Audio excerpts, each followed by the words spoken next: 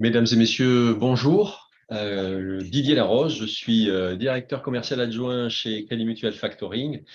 Je suis ravi d'être présent aujourd'hui pour animer ce webinaire consacré à l'optimisation de la trésorerie et l'autonomie financière par le financement du poste client. Pour l'instant, Monsieur Ferrand, qui d'ordinaire fait l'introduction à ce type de présentation, d'après les dernières informations en notre possession, est actuellement coincé dans les bouchons marseillais. Donc, il nous rejoindra et peut-être fera-t-il une intervention au milieu de cette présentation ou à la fin de celle-ci. Présentation que j'aurai le plaisir de co-animer avec Christophe Mathieu, qui est notre responsable marketing stratégique et des études économiques chez Crédit Mutuel Factoring. Voilà pour cette brève présentation des intervenants, si je puis dire. Ce que nous vous proposons aujourd'hui au travers du sommaire, c'est d'aborder quatre thèmes. D'abord, et je laisserai à ce moment-là la parole à Christophe Mathieu pour évoquer l'environnement économique de nos clients respectifs. Ensuite, nous évoquerons les besoins de trésorerie qui demeurent dans toutes les enquêtes des sujets de préoccupation majeure, un des sujets de préoccupation majeure pour les chefs d'entreprise. Nous verrons quelles solutions nous sommes en mesure de leur proposer au travers de l'intervention de Crédit Mutuel Factoring et puis de manière plus générale au travers des solutions que propose la profession. Et puis, bien entendu, nous évoquerons votre rôle en tant que tiers de confiance pour les chefs d'entreprise dans cette optimisation de la trésorerie au travers de l'accompagnement que vous pouvez apporter au quotidien à vos clients. Voilà donc les quatre thèmes. Nous avons un temps qui est limité et comme je suis quelqu'un d'extrêmement bavard, je vais tout de suite commencer à parler de l'environnement économique de nos clients respectifs. Enfin, quand je dis que je vais commencer, je vais laisser la parole à Christophe Mathieu pour évoquer cet aspect des choses. Christophe, si tu veux bien. Avec plaisir. Donc déjà, bonjour à tous et merci pour l'organisation de cet événement et la participation que vous nous avez proposée. Alors, mon rôle, pour vous expliquer un tout petit peu ce qu'on va voir et comment on va le voir, en fait, mon métier consiste à observer notre environnement économique, à comprendre dans quelle mesure il influence l'évolution de notre offre, des besoins des clients et de comprendre en quoi leur quotidien est impacté par tout ce qui se passe autour de nous. Alors, je ne vais absolument pas me lancer dans un cours d'économie. On va essayer de rester très concret, très proche de la réalité quotidienne du terrain. Toujours est-il effectivement qu'il faut bien jeter un œil sur ce qui se passe dans notre vaste monde et qu'on ne va pas faire l'inventaire de toutes les problématiques qui nous sont tombées dessus depuis 3 ans, entre la crise, la guerre en Ukraine, la sortie de la crise qui s'est traduite par une reprise extrêmement débridée et compliquée. On verra en quoi ça a pu bousculer notre environnement. Et il n'en reste pas moins qu'aujourd'hui, on est dans une situation qui reste compliquée, qui aurait tendance à se compliquer encore un peu plus. Les choses vont tellement vite que ce schéma que je croyais à jour il y a encore peu l'est déjà plus, puisqu'il semblerait que la zone euro soit entrée en phase de récession. Alors, techniquement, vous le savez, une récession, ce sont 2 trimestres consécutifs de recul. Donc, on y serait sur la zone euro. Pourquoi est-ce qu'on y porte une attention particulière? Parce que c'est quand même 65% de notre activité, enfin de l'activité des entreprises françaises tournées vers les exportations, c'est à 65% vers la zone euro.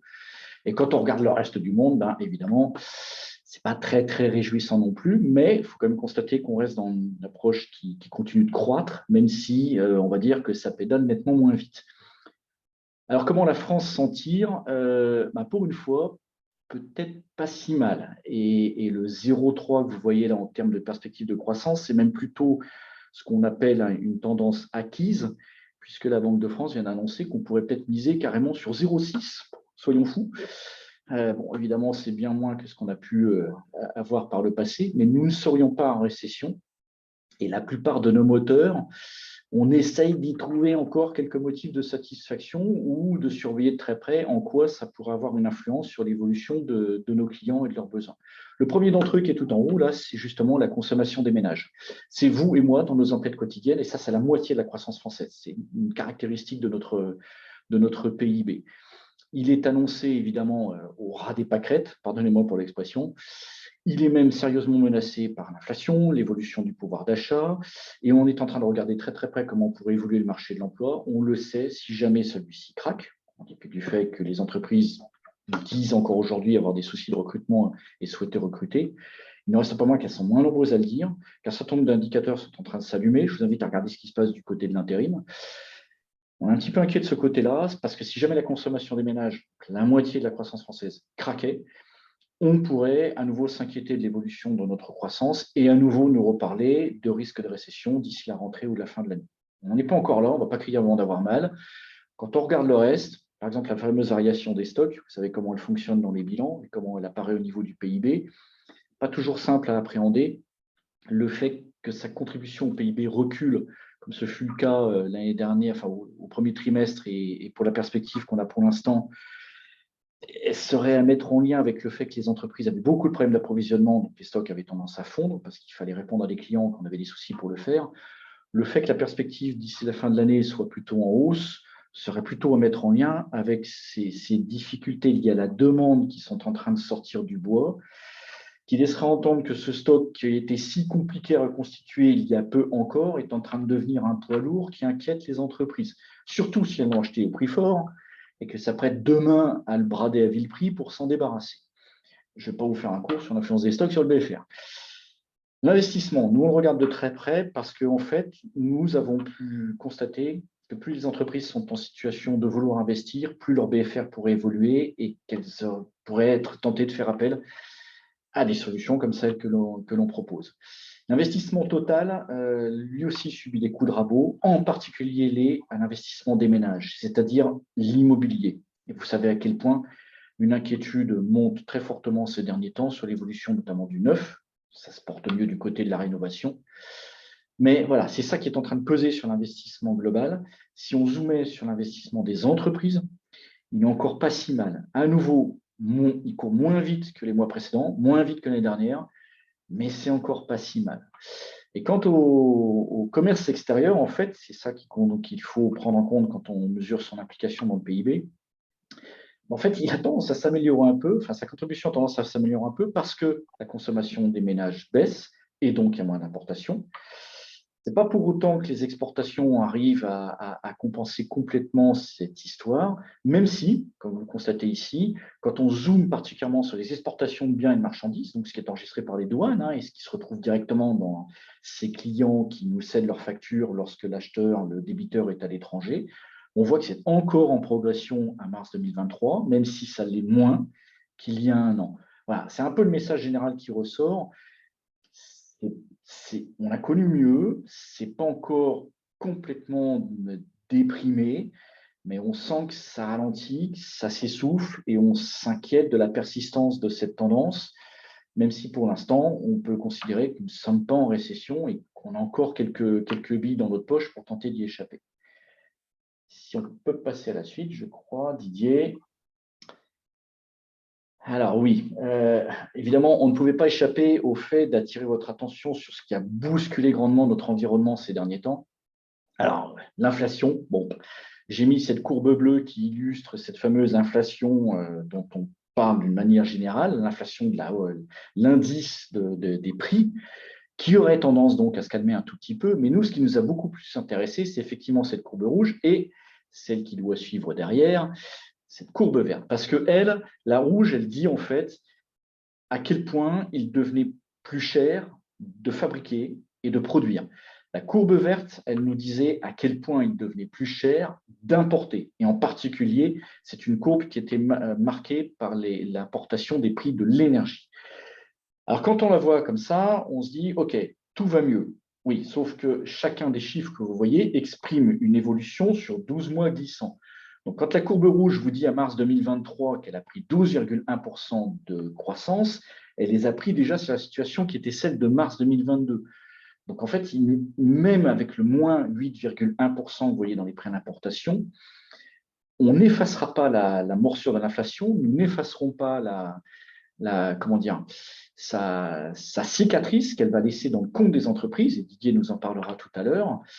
Il est clair qu'il faudra maintenant faire avec ce qu'on a subi et qui va laisser une trace durable, d'autant plus que ça n'a pas été seulement une histoire de hausse générale des prix, mais ça s'est traduit par la hausse des taux, puisque vous le savez, c'est l'école économique qui l'a emporté dans le choix de contrer l'inflation, a été celle qui a dit, si vous voulez lutter contre l'inflation, il faut augmenter les taux. Si vous augmentez les taux, vous allez ralentir l'activité. Si vous ralentissez l'activité, l'inflation va baisser.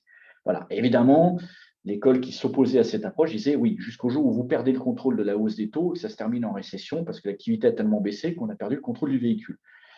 Alors, la partie est délicate, mais c'est bien ça qui est en train de se jouer. On attend d'ailleurs encore aujourd'hui même des indices d'inflation aux États-Unis pour savoir si la Fed va réagir encore. Il semblerait qu'il y ait encore quelques petites hausses de taux qui soient dans le tube. Ça a l'air de vouloir ralentir. Ça a l'air, peut-être qu'on a atteint notre pic, mais il est clair qu'on retrouve cette hausse de taux dans le fait que les ménages investissent moins dans l'immobilier, ce qui explique pourquoi l'investissement des ménages avait tendance à reculer, etc., etc. Donc nous, on surveille ça de très près, puisque ça veut dire que cette hausse de taux va se traduire aussi dans la hausse, évidemment, du coût de nos interventions, mais aussi dans la hausse des retards de règlement, mal endémique français, même s'il s'était plutôt amélioré ces derniers temps. Aujourd'hui, être payé en retard, c'est quelque chose qui coûte beaucoup plus cher qu'il y a un an ou il y a 2 ans. Et ne parlons pas du fait de ne pas être payé du tout quand on subit une défaillance, mais justement, on va en reparler tout au long de cette présentation. Alors, si on passe à celle d'après, voilà, on voulait vous parler de quelque chose dont à peu près tout le monde parle dans la presse économique et même générale. Tout le monde a dû lire un jour ou l'autre quelque chose concernant le climat des affaires et peu de personnes ont eu le temps ou l'opportunité de savoir exactement ce qu'il y avait derrière ça. Nous, on suit ça de très près parce que le climat des affaires, il est extrêmement enrichissant. D'abord, sa première caractéristique, ça peut être curieux, mais sa première caractéristique, c'est qu'elle repose sur un ressenti. Il n'y a pas un calcul mathématique orchestré derrière, il n'y a pas des algorithmes, etc. En fait, ça repose sur une synthèse d'une batterie de questions posées à une quinzaine de milliers d'entreprises dans quasiment tous les secteurs d'activité. Toutes les tailles d'entreprises sont concernées. La totalité des entreprises de plus de 50 millions d'euros ont l'obligation de répondre à ces questionnaires. Ils sont menés soit par l'INSEE, soit par la Banque de France. On est à peu près dans le même esprit. Et derrière, et l'ensemble de ces questions qui sont posées, en fait, elles sont très simples. Ce sont des questions qui vont demander aux gens comment évolue votre activité, comment évoluent vos carnets de commandes, comment évoluent vos stocks, comment évoluent vos perspectives d'embauche, d'investissement, de prix, les carnets de commandes à l'étranger, quelles sont vos intentions d'acheter pour demain revendre quand vous êtes dans le négoce, comment se comporte votre capacité de production quand vous êtes dans l'industrie. Et généralement, les gens n'ont que 3 réponses possibles. C'est au-delà de mes attentes, ou c'est mieux que ce que je pensais, c'est en hausse, c'est conforme à mes attentes, c'est stable, c'est en baisse, c'est inférieur à mes attentes. Vous prenez la synthèse de toutes ces questions, vous mesurez la différence entre le camp des positifs et le camp des négatifs, vous faites la synthèse et vous en obtenez un indice en bas 100, qui est donc le fameux climat des affaires. Quand il est supérieur à 100, on peut considérer qu'on est plutôt en phase d'expansion. En tout cas, c'est le sentiment des gens. J'insiste, c'est un ressenti. Quand vous êtes en dessous de 100, vous êtes dans une phase de contraction. Vous voyez là, à gauche du schéma, la cicatrice de la crise Covid, quand ça s'était effondré au 2e trimestre 2020. Comme vous le constatez, cette courbe, elle est en train de friser de plus en plus le 100. Elle est même tombée très exactement à 100 au mois de mai. Vous avez ici un zoom sur les 4 grands secteurs à votre droite. L'industrie, qui vient de tomber en dessous de 100 pour la première fois depuis 3-4 ans.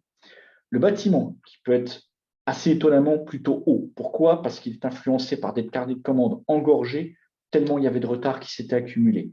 Ce que masque ce climat des affaires à 108, ce qu'il masque, c'est à quel point la baignoire est en train de se vider, ne se remplit pas de l'autre côté, c'est-à-dire que les permis de construire s'effondrent et que le réveil risque d'être douloureux d'ici la fin de l'année. Le négoce s'effondre, le négoce de gros. Le voilà tombé à 94. Il y a une inquiétude majeure, en particulier quand les clients sont tournés vers l'étranger, vers l'export, parce qu'évidemment, ils subissent ce qu'on a dit au début, cette contraction mondiale. Et quant aux services, c'est assez disparate à l'intérieur des services. Ceux qui caracolaient en tête étaient liés au numérique, la digitalisation de l'économie française, qui portait vraiment ces services vers le haut. Ceux qui étaient tirés vers le bas étaient ceux qui étaient très liés au B2C, à l'hébergement, la restauration, le tourisme. Ils vont un peu mieux ces derniers temps, puisqu'ils avaient été les derniers à sortir de l'impact de la crise Covid. Ils sont à nouveau inquiets parce que comment va évoluer le pouvoir d'achat des gens, qui peut-être leur envie de dépenser leurs sous-sous cet été. Donc nous, on surveille ça de près aussi. Pourquoi? Parce que, je vous glisse ça au passage, mais on leur dira, vous avez dans ces 4 grands secteurs de la facturage et de la DAI un peu partout dans des proportions importantes. Il y a une question particulièrement importante qui est posée aux entreprises qui fondent ce climat. C'est celle concernant la trésorerie. Est-ce que vous pensez que votre trésorerie est aisée? Est-ce que vous pensez qu'elle est stable? Est-ce que vous pensez qu'elle est difficile? Comme vous le constatez ici, les chiffres sont négatifs, c'est-à-dire que vous avez davantage d'entreprises qui vous disent que leur trésorerie l'estiment difficile que de gens qui vous disent que l'entreprise est aisée. Et comme vous le constatez, il y a même des secteurs où ça a tendance à se dégrader. Et je vous ai épargné les zooms parce que ça descend assez bas dans la précision sectorielle. On dispose de zooms dans certains secteurs où nous sommes très présents de par notre métier, où la dégradation est massive. C'est ce qu'on pourrait voir, par exemple, si on zoomait dans le transport routier des marchandises. Je le vis au passage, premier client des sociétés d'affacturage en France et de très loin en nombre. Donc, vous voyez, les gens sentent que les choses se dégradent. Ça ne se traduit pas forcément dans leur compte aujourd'hui, qui, d'après les banques, se tiennent encore pas si mal que ça, même si ça se tend et ça se dégrade. En tout état de cause, leur niveau d'inquiétude monte. Et c'est sans doute quelque chose auquel il faut qu'on soit particulièrement attentif. Je sais que vous l'êtes quand vous êtes dans votre rôle d'expert comptable aux côtés de vos clients au quotidien, parce que à ce niveau d'inquiétude, on va essayer de répondre par quels sont les conseils, quel est l'accompagnement qu'on va pouvoir prodiguer, comment on va tenter de les rassurer et de leur dire que plus ils prennent tôt le sujet, plus ils ont de chances de mettre en place la bonne solution au bon moment et de ne surtout pas attendre que la maison prenne feu pour appeler les pompiers. Alors, le titre n'est pas de moi, je tiens à préciser qu'il est de Didier, mais je l'adore. Croissance confirmée des procédures, effectivement. Alors, à gauche, vous avez les fameuses procédures de prévention, les mandats ad hoc et les conciliations. Notamment les mandats ad hoc, vous savez, toujours extrêmement délicats parce que entouré d'une telle confidentialité qu'il est parfois extrêmement compliqué de trouver une marge de manœuvre au sein d'une entreprise quand un mandataire ad hoc arrive. Comme vous le constatez un peu dans le détail, il y en a un peu moins ce premier trimestre 2023 qu'il y en a eu en 2022. En revanche, les conciliations explosent. On est à 52% de progression. Nous en connaissons la raison. C'est une mobilisation massive des conciliateurs pour tenter de trouver des solutions à des PGE, où l'on voit effectivement dans un certain nombre de cas que la solution PGE est en train de se transformer en problème PGE. Parce que l'écrasante majorité des décisions liées au PGE ont été prises en 2020, l'écrasante majorité des décisions liées au remboursement des PGE ont été prises en 2021, et qu'entre-temps, la donne a changé. Et que l'équation qui paraissait correcte en 2021 ne l'est plus tout à fait en 2022-2023, quand les coûts ont augmenté, quand les perspectives de chiffre d'affaires ne sont plus forcément au rendez-vous, quand les taux ont augmenté, et que tout d'un coup, ça va devenir nettement plus compliqué de rembourser, de faire face à ces obligations quotidiennes, sans parler de tenter d'envisager un développement futur. À droite, les procédures collectives. Le schéma est clair, même pas besoin de s'attarder sur les chiffres. Le retournement est bien là, on l'a mesuré fin mars, fin juin, fin septembre, fin décembre. Le dernier chiffre à fin mars 2023 parle d'une progression de 51%. Nous voilà quasiment revenus sur le trimestre à ce qu'on connaissait avant la crise. On pense que d'ici la fin de l'année, on sera revenu au chiffre d'avant-crise, une cinquantaine de milliers de procédures. Les fondamentaux sont toujours là, une écrasante majorité de petites entreprises, de moins de 2 millions d'euros de chiffre d'affaires, mais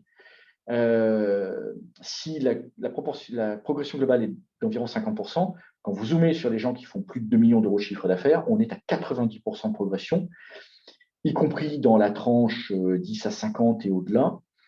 C'est quelque chose qu'on surveille de près parce que vous connaissez l'effet domino qu'il peut y avoir derrière.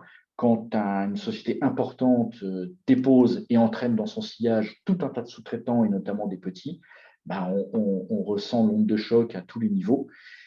Et là encore, il faut être en capacité de réagir et de proposer des solutions ou de rappeler à nos clients et nos prospects que nos solutions savent aussi les mettre à l'abri de ces désagréments. Et je crois, Didier, que ça va être maintenant à toi de prendre la parole. Merci Christophe pour cet éclairage macroéconomique. Alors on va venir à on est à la frontière entre la macro et la microéconomie avec les besoins de trésorerie qui sont toujours actuels dans les entreprises, bien évidemment. Et alors, c'est assez facile parce que quand on s'adresse à des hommes et des femmes de l'art, tels que le sont les experts comptables, bon, les notions que je vais aborder sont quand même beaucoup plus faciles à expliquer. Alors, c'est vrai que, comme je l'ai dit en titre, tous les chemins économiques mènent à la trésorerie parce que, et on va le voir, qu'on soit en croissance ou en ralentissement économique, au final, on se retrouve dans cette situation où la trésorerie, où l'argent reste le nerf de la guerre économique en particulier. Alors, quand on est en phase de croissance économique, on a une espèce de cercle vicieux, si je puis dire, qui se met en place, puisque on l'a connu très récemment, on a, mais là c'était en raison du contexte inflationniste, on a une tension évidemment sur les prix. Cette tension, elle a pour effet évidemment de jouer sur la valeur des actifs circulants, alors que de l'autre côté, eh bien, les fournisseurs ont tendance de leur côté à rester sur leur position en matière de crédit fournisseur, tout simplement parce que le crédit fournisseur qu'ils octroient à leurs clients est adossé à l'assurance crédit qu'ils peuvent obtenir sur leurs clients. Et dans ce contexte-là, eh bien, les assureurs crédit ne sont pas nécessairement en mesure de réagir de manière aussi prompte qu'il serait nécessaire. Donc, le crédit fournisseur ne permet pas de faire face à l'accroissement des BFR. On se retrouve donc évidemment avec des tensions de trésorerie. Et pour le coup, eh bien, les concours traditionnels, on va dire de manière très simple, le découvert qui est la solution qui est en tête à la tête des chefs d'entreprise, hein, dans leur esprit, eh bien, le découvert ne peut pas suivre parce que vous le savez, en règle générale, on considère que le découvert, c'est 15 jours de chiffre d'affaires de manière normative. Donc, du coup, il faut trouver des solutions qui permettent d'accompagner l'entreprise dans cette phase de croissance économique. Parce que même lorsque les entreprises sont rentables, eh bien, j'allais dire, l'accroissement du chiffre d'affaires ou la hausse des prix fait que, au final, la trésorerie se vide plus rapidement que ce qu'elle ne se remplit, compte tenu des bénéfices qu'engrange l'entreprise.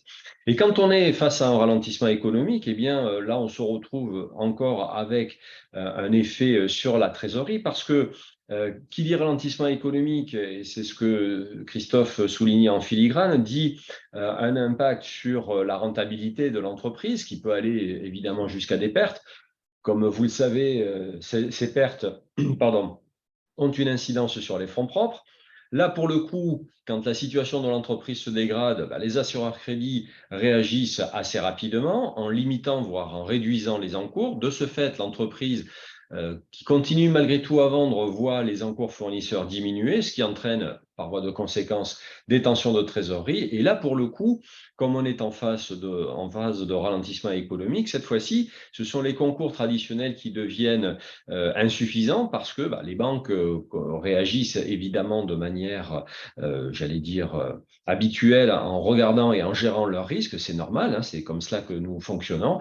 Et partant de là, on va être amené à réviser le cas échéant les positions qui ont pu être données à un instant T. Et donc, du coup, les sources habituelles, et j'y reviens, donc le découvert, va devenir insuffisant pour pouvoir faire face à la situation.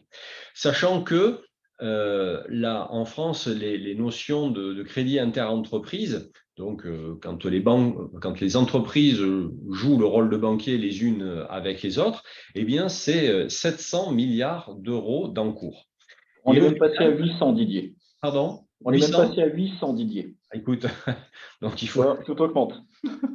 tout va trop vite dans notre monde. Et donc finalement, que les vents soient contraires parce qu'on est en ralentissement économique ou qu'ils soient porteurs parce qu'on est en croissance économique, eh bien au final, on se retrouve, comme je le disais, avec ces notions de tension de trésorerie. Alors évidemment, nous sommes aujourd'hui à Marseille, donc la métaphore avec la voile est assez facile à faire. C'est certes il est certain qu'un bateau avance plus facilement quand il a le vent dans le dos, mais ceci étant, même vent de face, on arrive à remonter face au vent. Alors c'est plus compliqué, évidemment, mais encore une fois, nous avons des outils pour permettre aux entreprises de passer ces situations quand elles s'imposent à elles. Alors, comme Christophe n'a pas fait un cours d'économie, je ne vais pas vous faire un cours de comptabilité, bien évidemment. Je pense que si je vous avais en face de vous, il y aurait un certain nombre de sourires en voyant la notion qui s'affiche à l'écran. Simplement, j'ai mis cette diapositive pour vous expliquer que quand je fais des interventions auprès des chefs d'entreprise, la difficulté que nous rencontrons, c'est d'essayer on va dire, d'inciter les chefs d'entreprise à participer à ce type de réunion. Et on cherche un angle d'accroche, si je puis dire, ou d'attaque, parce que malheureusement, la plupart du temps, les chefs d'entreprise, quand on leur dit, bah, écoutez, venez parler de votre trésorerie, ils se disent, oui, mais si je viens à ce type de réunion, ça veut dire que j'ai des besoins de trésorerie, donc ça veut dire que je suis une entreprise en difficulté. Alors, je leur affiche ce type d'éléments pour leur rappeler que la trésorerie, c'est simplement la confrontation entre deux notions comptables que vous maîtrisez parfaitement et mieux que moi, le fonds de roulement d'un côté et le besoin en fonds de roulement.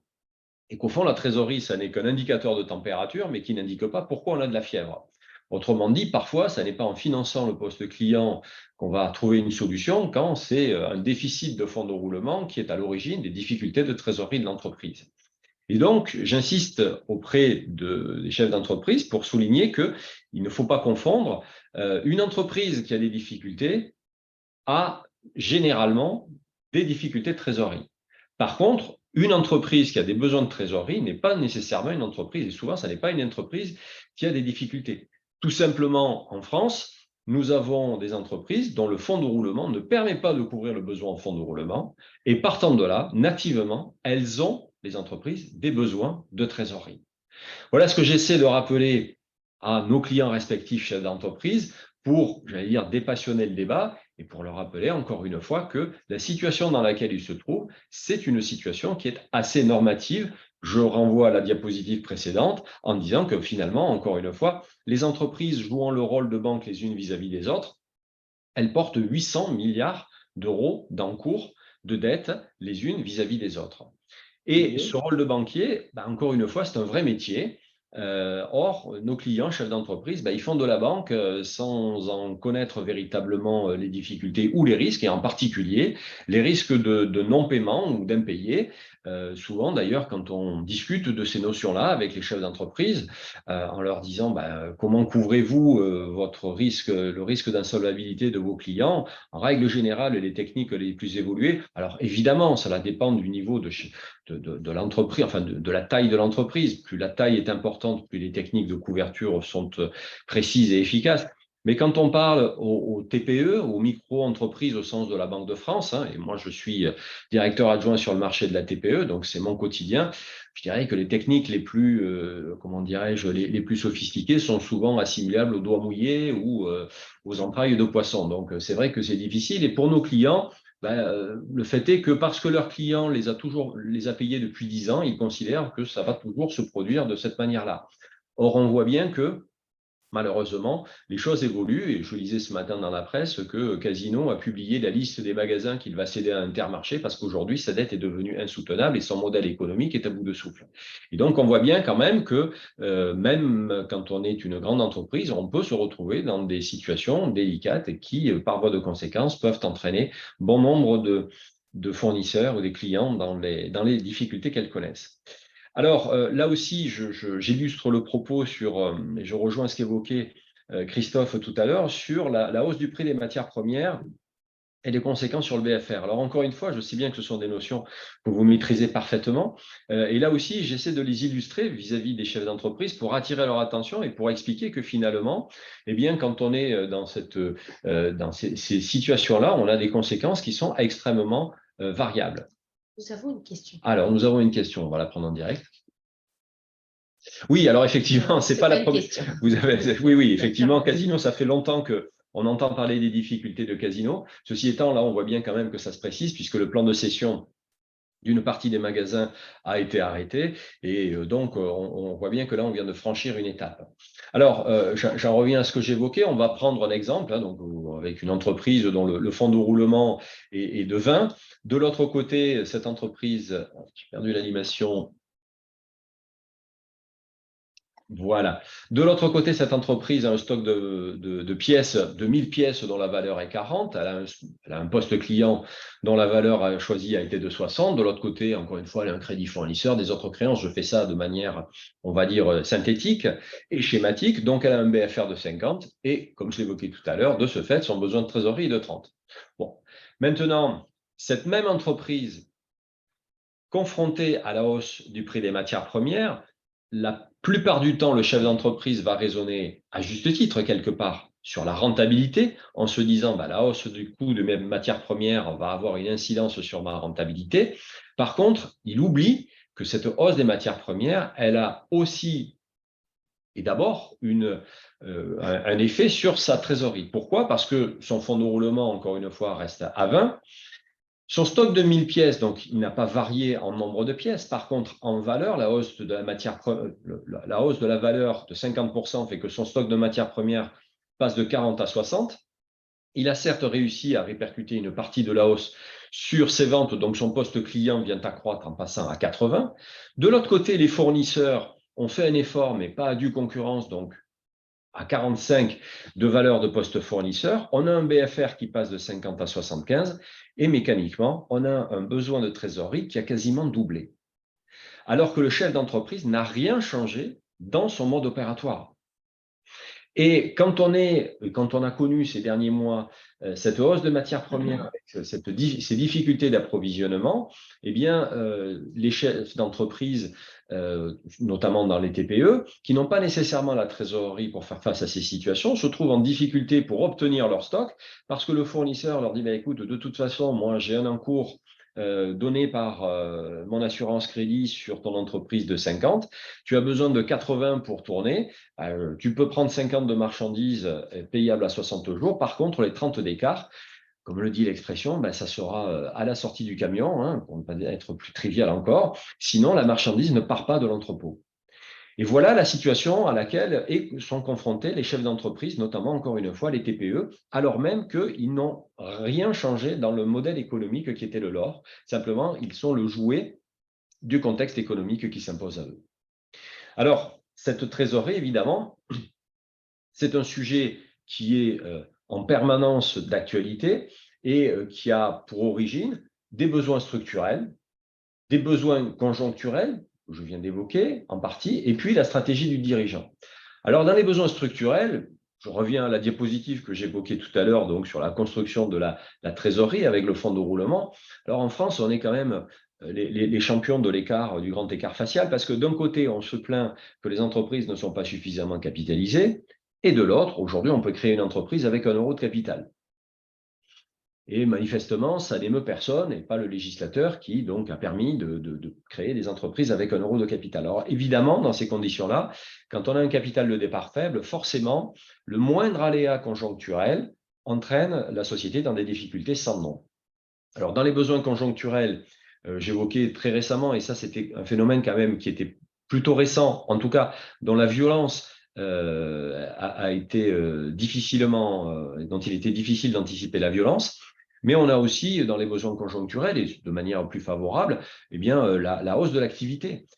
Tout simplement parce que la hausse de l'activité, je l'évoquais, je reviens sur les schémas que vous avez parfaitement en tête. Une hausse d'activité, c'est une hausse des stocks, c'est une hausse du poste client et encore une fois, des ressources au court terme qui ne sont pas nécessairement à la hauteur. Et encore une fois, la trésorerie générée par la rentabilité repart dans le cycle d'exploitation parce qu'il y a une espèce d'accélération.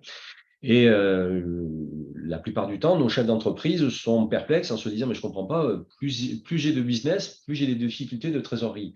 Oui, mais parce que ces notions de mathématiques financières, si je puis dire, elles nous sont familières, mais elles ne le sont pas des chefs d'entreprise, et ce d'autant plus que leurs entreprises sont de taille réduite et qu'ils n'ont que peu de personnes autour d'eux pour les aider et pour les guider dans leur réflexion en la matière.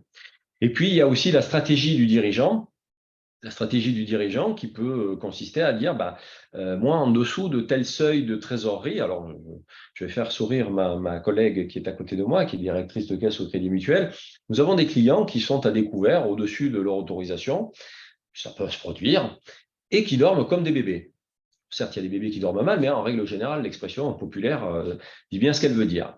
Et puis de l'autre côté, on a des chefs d'entreprise qui ont 100 000 euros sur leur compte, et puis qui sont inquiets. Parce que pour eux, psychologiquement, leur seuil de tranquillité, c'est ce seuil de 100 000 euros. Et quand ils sont en dessous, alors nous, on peut se dire, l'entreprise a 80 000 euros de trésorerie, donc elle se porte bien. Alors oui, elle se porte bien, mais le chef d'entreprise, lui, de son côté, dans son esprit, on est en dessous du seuil, en dessous duquel, psychologiquement, il se sent en détresse. Voilà. Et donc, il faut tenir compte de la psychologie du chef d'entreprise pour comprendre et pour essayer de lui apporter l'éclairage et, encore une fois, l'accompagnement que celui-ci souhaite avoir en matière de gestion au quotidien.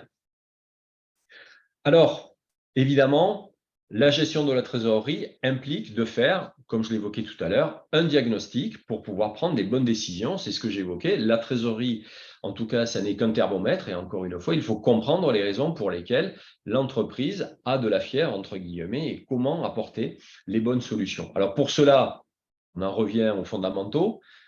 Analyser l'activité. Dieu sait si c'est difficile de se projeter dans un contexte économique aussi mouvant que le nôtre.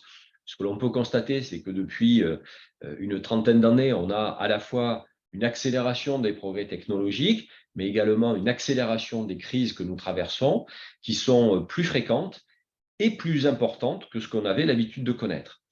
Donc, globalement, le niveau d'activité avec les relations que cela peut avoir ou l'impact que cela peut avoir avec mes clients, mais je l'évoquais aussi avec mes fournisseurs, pour les raisons que j'ai déjà décrites. Est-ce que ce niveau sera suffisant pour me permettre de financer correctement mon exploitation? Avec quelle perspective de rentabilité? Est-ce que ce cash va me permettre de faire face à la situation, encore une fois que je sois en phase d'expansion ou de baisse de chiffre d'affaires? Est-ce que ça me permettra de gérer mes approvisionnements comme il se doit? Parce qu'encore une fois, quand on connaît une période de tension sur les approvisionnements, eh bien, le fournisseur va privilégier bien évidemment l'entreprise qui est capable de le payer comptant par rapport à l'entreprise qui est capable de le payer à 60 jours. Hein.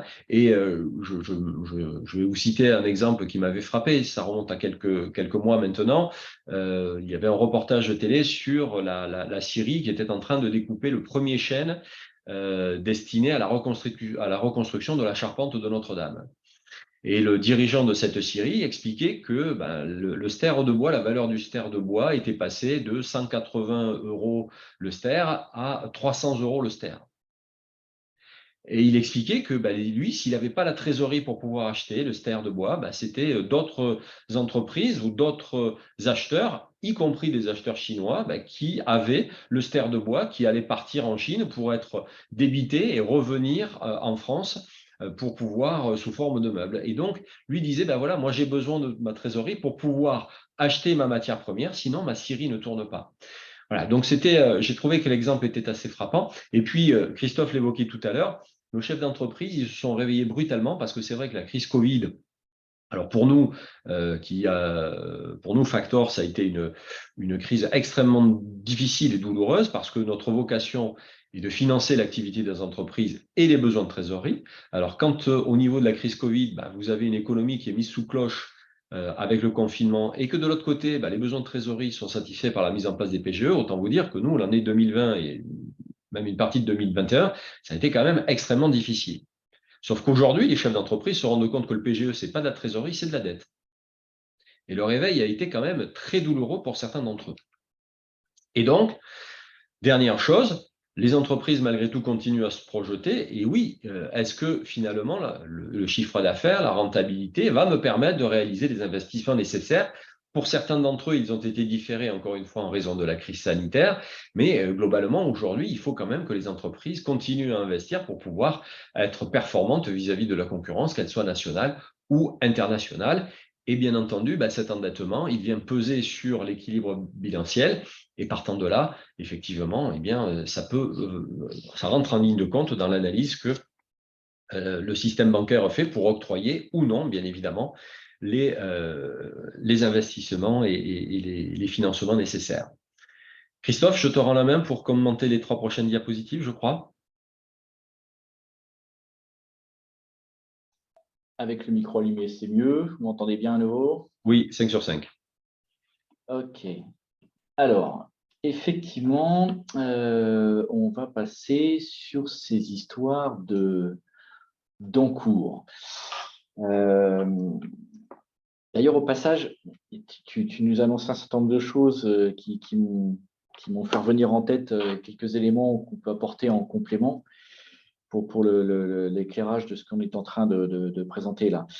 800 milliards de crédits interentreprises, Donc, c'est une information en fait, que certains d'entre vous connaissent peut-être s'ils ont eu la curiosité de jeter un œil à l'Observatoire des délais de paiement qui produit une fois par an avec tous les professionnels de la profession, comme disait l'autre, liés à la gestion du poste client sous l'égide de la Banque de France, où tous ces professionnels viennent expliquer ce qu'ils voient en termes effectivement d'évolution des délais de paiement. C'est là qu'on a vu comment ils calculaient ce crédit interentreprise, où par convention, en fait, c'est globalement assis sur les notions d'avance et d'acompte-reçu et de créances clients.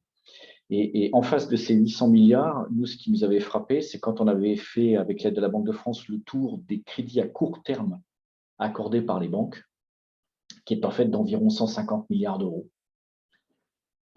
Donc tu as raison, Didier, c'est la première banque des entreprises, c'est clairement l'entreprise, sans aucun doute. Sans aucun doute. Alors là, ici, on a un zoom sur ce qu'il est advenu d'une partie des encours de crédit trésorerie. Alors, il n'y a pas que du court terme là-dedans, mais ce sont les encours de crédit trésorerie, en tout cas qualifiés comme tels par la Banque de France, accordés aux micro-entreprises au sens de la LME 2008, donc moins de 10 salariés, moins de 2 millions d'euros de chiffre d'affaires, qu'on appelle plus communément TPE souvent. Voilà, donc on voit à quel point il y a eu on a changé de monde. Vous avez à gauche, avant la crise, une vingtaine de milliards mesurés régulièrement à la fin de chaque trimestre. Puis l'envol impacté par la délivrance des PGE, dont on trouve encore la trace pour l'instant, avant qu'il ne soit au fur et à mesure basculé en crédit moyen terme quand il a été décidé d'en étaler le remboursement. Donc ça reste particulièrement conséquent. C'est de la dette, d'une manière générale, si ce n'est la partie qui a été financée en affacturage, puisque nous, vous connaissez sans doute la mécanique, hein, comme je dis souvent, entre guillemets, nous, on prête rien, on achète. On achète des créances à gauche du bilan que l'on va transformer en cash. Et je voulais compléter cette vue par la slide qui suit, toujours grâce à la Banque de France. Tout ça est d'ailleurs en ligne, hein, ça se trouve sur les sites de la Banque de France. Tout ça est en ligne et même gratuit, ou plus ou moins payé par nos impôts, comme on pourrait dire. Elle est particulièrement intéressante parce qu'en fait, elle vient mesurer quel est le pourcentage qui a été obtenu par l'entreprise quand elle a demandé un crédit de 200, qui a obtenu en fait entre 75% et 100% de ce qu'il avait demandé, toujours dans le monde donc, des micro-entreprises.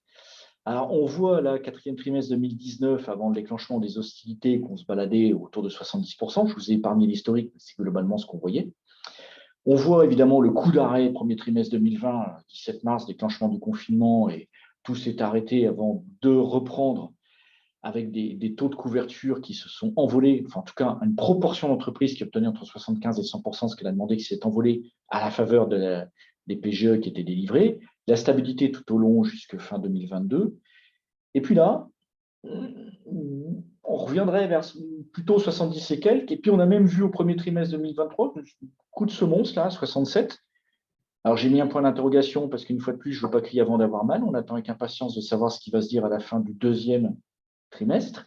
Mais si les banques essaient de bonne guerre continuent de dire « demandez, vous obtiendrez », on constate que la proportion des gens qui ont obtenu entre 75 et 100 a pris un sérieux coup de rabot. Bon, quand on sait, vous êtes les premiers à le savoir, que les bilans arrivent et les éventuelles renégociations de ligne, et que le climat a changé, pas seulement le climat des affaires, on peut effectivement se dire que ça pourrait devenir un tout petit peu plus compliqué dans les mois à venir. Et là encore, le monde risque de se couper en deux, ceux qui vont subir et ceux qui ont anticipé pour repenser éventuellement comment ils vont sourcer le financement de leur exploitation quotidienne, qu'il s'agisse de se mettre en mode défensif ou en mode offensif, parce que fort heureusement, il y a encore beaucoup de secteurs qui sont en capacité de dire « moi, ça continue de pousser, mon problème essentiel est de mettre du carburant dans la machine ». Donc voilà, donc le marché est ouvert. Et je voudrais ajouter d'ailleurs aussi l'information qui nous vient de la Banque de France, qui vient en écho de ce que tu expliquais tout à l'heure, Didier, sur qui se tourne vers des solutions que l'on propose. Contrairement à ce qu'on pourrait croire, en particulier dans le monde de la facturage, en fait, nous savons aujourd'hui que 95% des gens qui font de la facturage ont une cotation bancaire satisfaisante, voire tout à fait satisfaisante. Et c'est a fortiori encore mieux dans le monde de la l'ADI. Donc on voit bien effectivement, tu avais raison de le souligner, ce ne sont pas des entreprises en difficulté, ce sont juste des gens, et on le voit au travers de ces enquêtes menées auprès des entreprises dont on voit la synthèse dans le climat des affaires, on voit bien effectivement qu'on est plutôt dans le niveau de l'inquiétude et que parmi ces gens qui nous disent je m'inquiète de l'évolution de ma trésorerie, il y a aussi des gens dont la trésorerie est tout à fait positive pour l'instant, sauf que on est tombé effectivement en dessous des seuils qui déclenchent leur alerte et l'inquiétude qu'ils voient à la trajectoire qui est en train de se dessiner. Merci Christophe. Alors, maintenant, après avoir tenté de brosser le paysage dans lequel nous évoluons, vous et nous, maintenant, regardons quelles sont les solutions que nous pouvons apporter, en particulier les solutions liées à la mobilisation du poste client. Alors, évidemment, la mobilisation du poste client n'est pas l'alpha et l'oméga des solutions apportées aux besoins de trésorerie. Évidemment, en premier lieu, il y a les ressources internes. Donc, évidemment, en premier lieu, les associés, les mêmes qui ont apporté 1 euro de capital. Bon, donc, en règle générale, c'est extrêmement, comment dirais-je, contraint en la matière et on a rarement, alors encore une fois, ça dépend des niveaux d'entreprise, mais plus les entreprises sont petites, plus il est difficile pour l'actionnaire majoritaire, voire l'actionnaire unique, de remettre au capital de sa société. Ensuite, évidemment, il se tourne vers le système bancaire et donc vers l'endettement. Alors, ça peut être de l'endettement personnel pour faire des apports en compte courant, mais malgré tout, cet endettement personnel, il ne se rembourse que parce que l'entreprise est capable de tourner, de dégager de la rentabilité et donc de la rémunération, au moins pour le dirigeant. Ça peut être de l'endettement en renforcement du fonds de roulement. Ceci étant, pour les entreprises qui ont bénéficié des PGE, alors le PGE, même si ça n'est pas très politiquement correct de l'exprimer ainsi, c'est quand même un prêt de renforcement du fonds de roulement qui ne dit pas son nom, c'est un prêt de restructuration. Pour ceux qui ont grillé 1 voire 2 cartouches au niveau des PGE, il est difficile aujourd'hui de remettre de l'endettement au niveau du fonds de roulement dans le contexte, encore une fois, où l'entreprise a bénéficié de ces PGE. Donc finalement, il nous reste quoi? Il nous reste l'activité. Alors l'activité, on peut bien évidemment faire du financement sur stock. Alors c'est possible, mais ça reste quand même assez complexe. Toutes les activités ne sont pas concernées. La mise en place peut être parfois extrêmement contraignante. Et puis, il y a des notions de coût, de mise en œuvre et de complexité qui, le plus souvent, rebutent les chefs d'entreprise. Alors, il nous reste quoi au niveau de l'activité? Il reste le financement du poste client, qui est aujourd'hui la première source de financement court terme des entreprises, devant le découvert depuis plusieurs années maintenant. Donc, nos techniques de financement ont détrôné le découvert en tant que première source de financement de l'activité. Alors, les principes de fonctionnement, je les rappelle, donc nos clients respectifs, ce sont donc les souscripteurs de nos contrats. Ils ont de l'autre côté des débiteurs. Alors, ces débiteurs, pour qu'on puisse financer des créances, ils doivent être des professionnels, quelle que soit leur taille, des entreprises, là aussi, quelle que soit leur forme juridique et leur taille, et puis des collectivités publiques, quelle que soit leur taille, encore une fois, ça peut aller depuis la mairie d'un village de 200 habitants jusqu'à un ministère, donc encore une fois, c'est extrêmement vaste. La base de départ de notre intervention, c'est le bon de commande, le devis accepté ou le marché qui est passé entre notre client et ses propres clients. La prestation est effectuée et à partir du moment où la prestation est effectuée, la facturation peut avoir lieu et c'est là que les ennuis pour notre client commencent parce que c'est là où commence son métier de banquier, sachant que pour pouvoir effectuer la livraison, il a peut-être payé comptant son fournisseur, qu'avant de pouvoir effectuer la livraison, il a peut-être dû transformer une partie de la matière. Il a donc peut-être déjà, au moment de la livraison, 45 jours de décaissement pour pouvoir avoir acheté son stock ou ses matières premières et il va devoir patienter 60 jours avant d'encaisser. Donc, par rapport au décaissement initial, on est déjà à 75 jours, sachant que dans l'intervalle, il aura dû aussi payer les salaires. Donc, on voit bien que pour l'entreprise, cette notion de crédit inter-entreprise, elle est extrêmement pénalisante en matière de trésorerie. Alors nous, ce que l'on propose, c'est la mise en place d'un contrat avec, évidemment, là pour le coup, le logo de Crédit Mutuel Factoring. Donc partant de là, comme le disait Christophe, nous achetons les créances Et cette technique de financement, sa particularité, c'est qu'elle est auto-liquidative, puisqu'encore une fois, elle va se rembourser non pas par l'effort fait par l'entreprise, mais tout simplement par le paiement du débiteur à l'échéance, donc à 45 jours date de facture ou 60 jours fin de mois. Donc, pardon, 60 jours date de facture ou 45 jours fin de mois. Et donc, partant de là, nous mettons en place, par l'intermédiaire des sessions, un flux de trésorerie sur notre banque partenaire et donc notre maison mère, sachant que le client reçoit donc la trésorerie sous 24 à 48 heures à partir du moment où nous avons reçu les éléments qui nous permettent d'acheter et de financer ses créances. Mais nous ne nous arrêtons pas là dans notre mode de fonctionnement, parce que la valeur ajoutée que nous apportons, c'est la gestion commerciale des créances qui nous sont cédées. Et ça, c'est un élément fondamental parce que, en règle générale, le débiteur paie plus facilement et plus habituellement le client, enfin le fournisseur qui le relance par rapport au fournisseur qui ne le relance pas.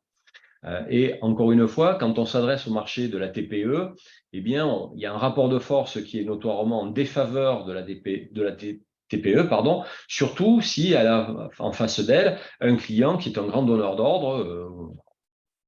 On en a un certain nombre en tête, évidemment, mais c'est sûr que quand vous voulez relancer la comptabilité de Vinci, par exemple, qui est ouverte deux demi-journées par semaine, il faut être présent au bon moment parce que sinon, vous allez devoir encore attendre plusieurs jours avant de pouvoir contacter votre donneur d'ordre. Alors que nous avons des équipes dont c'est le métier, qui sont habituées à relancer les débiteurs, y compris les débiteurs grands comptes, parce que de leur côté, ils ont mis en place des procédures pour pouvoir éviter d'avoir une multitude d'appels. Donc, nous centralisons les appels, nous avons des interlocuteurs dédiés, ce qui nous permet d'être plus performants dans la relance commerciale, bien évidemment, que nous effectuons pour le compte de nos clients. Encore une fois, l'objectif étant de préserver leur intérêt. Et donc, leur intérêt, il est double. C'est à la fois de maintenir le lien commercial qui les unit à leurs clients, raison pour laquelle nous faisons de la relance commerciale. Donc, encore une fois, nous n'agressons personne lorsque nous faisons de la relance.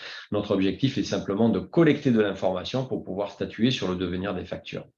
Voilà ce que nous effectuons en matière de relance en particulier. Et puis, évidemment, le règlement déboucle l'opération et laisse de la place à nouveau pour financer de nouvelles factures. Sachant que lorsque on fait de l'affacturage, eh bien, nos clients bénéficient en outre d'une solution qui leur permet de couvrir le risque de défaillance de leur débiteur scellé, sachant qu'on sait pertinemment qu'une entreprise, quand elle subit un impayé, elle augmente ses risques de défaillance propre de 25%. Donc, on voit bien que par contagion, encore une fois, et Dieu sait si aujourd'hui on est encore, comme le soulignait Christophe, dans un environnement où on est en train de regagner très rapidement, si je puis dire, les parts de marché en matière de défaillance d'entreprise pour se rapprocher progressivement de la barre des 50 000 défaillances d'entreprise annuellement. Et donc, partant de là, oui, nos clients qui avaient peut-être oublié depuis 2 ans et demi que grâce au PGE, j'allais dire, ce seuil était tombé extrêmement bas, nos clients aujourd'hui sont en train de se réveiller et le réveil est parfois douloureux. Ensuite, en proprement parler, il y a 2 techniques de mobilisation du poste client et une des caractéristiques de Crédit Mutuel Factoring, c'est de proposer les 2 solutions aux clients qui lui sont présentés par ces maisons mères, et ce, en toute objectivité et en toute indépendance d'esprit. Parce que notre caractéristique, c'est que nous sommes capables de proposer à la fois des solutions d'affacturage et des solutions de cession de créances professionnelles d'AI. Et ça, c'est vraiment une particularité, une spécificité. La plupart de nos confrères et néanmoins concurrents ne font que de l'affacturage. Et nous avons quelques concurrents institutionnels qui font de l'ADAI, mais par contre, ils ne font pas d'affacturage. Et donc, nous, notre particularité, c'est de proposer les deux et donc de pouvoir proposer à nos clients des solutions qui permettent de couvrir une large gamme d'entreprises, je dirais depuis l'artisan qui fait 60 000 € de chiffre d'affaires jusqu'à la multinationale qui va nous confier 1,5 milliard ou 2 milliards d'euros de chiffre d'affaires annuellement. Alors, ce qui nous permet de distinguer et de proposer une solution ou l'autre, c'est le diagnostic que nous allons faire de la situation et donc en particulier des besoins de trésorerie. Sachant que Si on a des besoins de trésorerie plutôt ponctuels, on va orienter nos clients vers de l'ADAI, où là, on va financer les factures ponctuellement, alors que quand les besoins sont plus récurrents ou plus permanents, on va orienter nos clients vers de la facturage, où là, la différence, c'est que le client va nous céder ses clients qu'il aura choisi, encore une fois, parce qu'il n'est pas obligé de nous remettre l'intégralité de ses clients. Par contre, à partir du moment où il a décidé de nous céder un client, il doit nous céder toutes les factures émises sur ce client. Donc, on voit bien la différence de fonctionnement entre l'ADAI et la facturage qui répondent à des natures de besoins de trésorerie différents. Après, en matière de typologie de clients, on est à peu près à l'équivalent l'un par rapport à l'autre.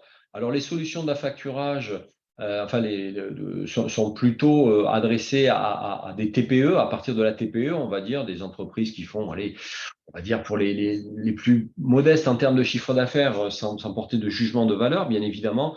Mais on va dire que le ticket d'entrée en affacturage se situe aux alentours de 500 à 600 000 euros de chiffre d'affaires annuel. Alors qu'en DAI, on peut s'adresser, comme je le disais, à de la clientèle plus petite encore, à des artisans, encore une fois, qui font jusqu'à 60 000 euros de chiffre d'affaires. Je vous dirais même l'artisan qui ne travaille qu'avec du particulier, donc qui est exclu de notre périmètre d'intervention traditionnellement, et qui exceptionnellement va réaliser des travaux pour le compte de la mairie de la commune où il habite et qui aurait une facture à céder, eh bien, nous sommes capables d'intervenir de manière ultra ponctuelle au travers de l'ADI. Donc, vous voyez, et autre caractéristique de différenciation, c'est que la partie BTP est très peu représentée en affacturage, parce que dans le BTP, il y a beaucoup de situations d'avancement de travaux qui ne sont pas des factures à proprement parler, vous le savez mieux que moi. Et puis, par contre, donc, dans ces cas-là, on est capable, au travers de la cession de créances d'AI, de répondre à ces activités de BTP et nous sommes capables de financer des situations d'avancement de travaux dans le cadre de l'ADAI. Ensuite, les modes de fonctionnement sont différents entre affacturage et DAI. On a tendance à dire que l'affacturage est déplafonné alors que l'ADAI, de son côté, l'est. Alors, on va revenir en quelques instants sur les principes de fonctionnement, un peu plus en détail. Alors, l'affacturage est déplafonné, pourquoi? Parce qu'on accorde en fait un encours débiteur cédé par débiteur cédé. C'est-à-dire qu'on va analyser la solvabilité du débiteur cédé par le biais de l'assurance crédit que nous sommes capables de mettre en place sur sa tête. Et donc, concrètement, c'est l'addition des encours accordés individuellement entreprise cédée par entreprise cédée qui constitue, entre guillemets, le plafond global. Mais notre client qui, du jour au lendemain, travaillerait avec le roi Merlin et qui aurait besoin pour réussir de 200 000 euros d'encours supplémentaires, eh bien, pour pouvoir accéder à cette trésorerie supplémentaire, son dossier ne passerait devant aucun comité. Il se loguerait simplement sur notre site Internet. Il identifierait son débiteur par son numéro SIRET. Le roi Merlin, comme l'encours est important, ben, ça va nous demander simplement 24 heures pour lui répondre, et quand ce n'est pas dans la journée. Et donc, du jour au lendemain, s'il a l'assurance crédit qui est accordée sur son débiteur, et bien du jour au lendemain, il a 200 000 euros d'encours, dans mon exemple, supplémentaires mis à disposition. Donc, c'est pour ça que c'est déplafonné, et c'est en particulier très adapté aux entreprises qui sont en phase de croissance rapide parce qu'elles sont en développement et elles rentrent régulièrement de nouveaux clients. L'ADAI, c'est un fonctionnement différent. C'est plutôt, on va dire, assimilable à de l'escompte. Donc, vous le savez comme moi, l'escompte, c'était traditionnellement une autorisation. Bien là, c'est le même principe. On va estimer le stock de factures que l'on peut financer à un instant donné. Quand on est au plafond et que le client a des besoins supplémentaires, bien, on va étudier la mise en place d'un dépassement d'autorisation en fonction de divers paramètres. Et bien évidemment, au fur et à mesure des encaissements reçus, eh bien, le client retrouve de la capacité de cession au travers de l'encours qu'on lui a donné. Ceci étant, c'est vrai que l'inconvénient, ou en tout cas le handicap de l'ADAI par rapport à la facturage, c'est qu'on fait toujours une analyse du passé pour se projeter vers l'avenir. Bon, c'est une technique qui a fait ses preuves, mais qui a aussi ses limites, bien évidemment. Et encore une fois, quand on est sur des entreprises qui sont en développement rapide, eh bien, le fait de se baser sur des éléments du passé pour se projeter sur l'avenir, ça peut être un handicap sur la partie d'AI. Et donc, dans ces conditions-là, parfois, nous nous tournons vers notre client qui se retourne vers vous pour avoir des situations intermédiaires, ce qui nous permet d'avoir on va dire, des éléments comptables plus frais. Et puis, grâce à votre appui et votre connaissance, vous serez en mesure de bâtir des prévisionnels de trésorerie qui nous permettront de voir jusqu'où nous pouvons accompagner nos clients, notamment en matière de DAI. Et puis, les prestations de services sont également différentes. Nous faisons de la relance commerciale dans les deux cas. Mais par contre, la garantie sur l'insolvabilité des débiteurs ne se rencontre qu'à l'affacturage. Et encore une fois, c'est vrai que pour des prix tout à fait raisonnables, le client peut se voir garanti contre le risque d'impayé de la part de ses débiteurs. Et encore une fois, quand on a des entreprises qui sont avec des rentabilités étroites, eh bien un impayé de 5 000 euros, ça peut faire basculer le résultat final du côté négatif. Et encore une fois, avec toutes les incidences que cela peut avoir sur les relations avec les fournisseurs, comme je l'évoquais précédemment. Voilà donc ainsi résumé les deux techniques de mobilisation que nous sommes en mesure de proposer à nos clients. Alors, je l'évoquais, faire du financement, ça reste encore une fois du domaine quasiment, on va dire, de la banque, mais ce qui apporte, ce qui fait notre valeur ajoutée, c'est donc encore une fois les prestations de services associées que nous mettons à disposition de nos clients. Et je reviens sur la notion de protection du poste client parce que, j'allais dire, dans l'esprit des chefs d'entreprise, et encore une fois, notamment sur la TPE, comme je le disais tout à l'heure, comme le client avec lequel ils sont en relation paie depuis 10 ans, eh bien, ils sont persuadés qu'il va continuer à payer. Bon, c'est le raisonnement qu'on pouvait avoir avec GAD, Surcouf, Spanghero, et puis plus récemment sur un certain nombre d'enseignes de prêt-à-porter qui ont fait faillite, hein, tout simplement, qui ont disparu. Et encore une fois, ce raisonnement-là, il trouve ses limites dans la réalité qui nous bouscule aujourd'hui au quotidien. Ensuite, ça leur permet encore une fois de limiter. Alors, je vais être très franc, hein, nous n'avons pas la capacité de faire payer à 45 jours un débiteur qui a l'habitude de payer à 60. Bon, ça serait illusoire de le faire croire. Donc, ça n'est pas le discours que nous tenons. Par contre, c'est vrai que nous avons la capacité de limiter les dérives et de faire en sorte que le débiteur qui s'est engagé à payer à 60 jours paie bien dans les délais contractuellement prévus. Et rien que ça, ça permet de limiter, encore une fois, les incidences au niveau de la trésorerie qui peuvent être, encore une fois, très, très, très défavorables pour l'entreprise. Nous gérons les encaissements parce que ça fait partie, là aussi, des tâches administratives que l'entreprise effectue quand elle a le temps de le faire. Et Dieu sait si le chef d'entreprise et vous-même, en tant qu'expert comptable, vous êtes dans cette situation-là, vous gérez les collaborateurs, vous avez un cabinet d'expertise comptable à faire tourner, donc vous allez chercher de nouveaux clients, vous devez gérer les clients actuels. Et donc, tout ça prend du temps. Et donc, nous essayons à notre niveau d'externaliser ce qui peut l'être pour redonner du temps de cerveau disponible à nos clients chefs d'entreprise pour leur permettre de se concentrer sur les éléments à valeur ajoutée sur lesquels, évidemment, nous n'avons pas à notre niveau de possibilités d'aide et d'accompagnement. Et puis, nous sommes aujourd'hui accompagnés dans nos missions traditionnelles par les évolutions technologiques et en particulier la dématérialisation des échanges.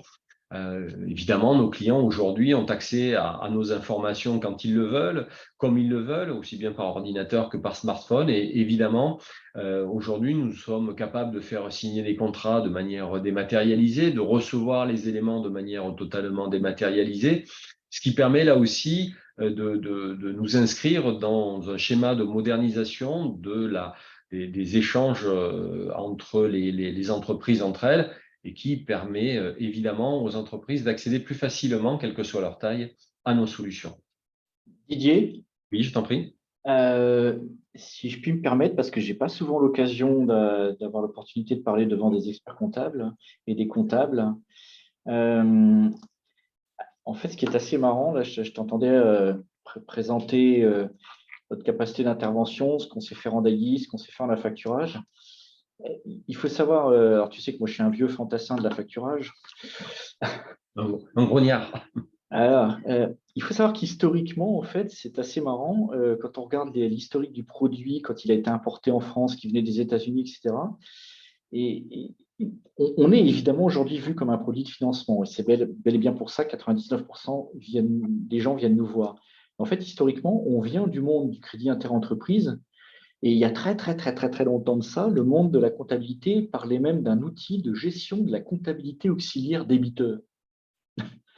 Ça veut dire qu'en fait, qu'aujourd'hui, quand on rappelle que l'on propose un certain nombre de services en plus du financement, en fait, l'histoire nous rappelle que c'est parce que nous intervenons d'abord en achetant des créances et en les gérant et en s'assurant de toute l'histoire de la facture, de sa naissance à sa bonne fin, c'est parce qu'on maîtrise tout ça et qu'on propose cette maîtrise aux entreprises que nous sommes en capacité de consentir les fameuses avances de trésorerie qui constituent le financement pour lequel on était venu nous voir. Tu avais raison de souligner que ces dernières années, ça passait un peu à l'arrière-plan. Le monde de l'argent qui coûtait rien, les défaillances qui avaient fortement baissé, etc. Aujourd'hui, on n'hésite pas de plus en plus, partout où on le peut, à rappeler que ces services sur lesquels on s'appuie pour être en capacité de répondre à ce besoin de financement pour lequel on vient nous chercher, aident aussi l'entreprise au passage, et tu l'as souligné, à se mettre à l'abri de ces défaillances qui reviennent en force, à faire rentrer l'argent à l'heure, surtout quand le Ribor est passé de moins 0,5 à 3,5. Donc, ne pas être payé tout à fait à l'heure n'a plus du tout la même signification aujourd'hui qu'il y a un an. Donc, on a plaisir effectivement aujourd'hui à rappeler qu'on rend tout un tas de services qui vont aider aussi à optimiser la gestion de l'entreprise. Parce que parfois, au lieu de se battre auprès de sa banque pour demander un peu plus de découvert, il suffisait peut-être d'être tout simplement payé à l'heure pour faire disparaître une partie du problème. Et on sent que c'est vraiment des sujets qui reviennent en force. Alors, tu le sais, comme nous, on achète des factures. L'année dernière, je crois qu'on a acheté plus de 30 millions de factures. Donc, même quand on n'est pas bien malin, ça nous donne une petite idée de qui paye à l'heure, qui a toujours une bonne raison pour ne pas payer, à quelle vitesse les encours rentrent. On a vu effectivement comment on est passé d'un monde où, grosso modo, on mettait 52 jours à faire payer les factures, à un monde où ça s'était singulièrement amélioré, que quoi qu'il en coûte à jouer son œuvre. On était descendu en dessous de 48. Mais là, on observe que ça remonte, qu'on est en train de refriser les 50 jours. Et on observe aussi que quand on nous confie les créances, tu avais raison de le rappeler, on sait faire rentrer l'argent dans les termes qui étaient prévus. Il ne nous appartient pas de décider s'il faut être payé à 45 ou 60 jours, c'est la responsabilité de l'entreprise.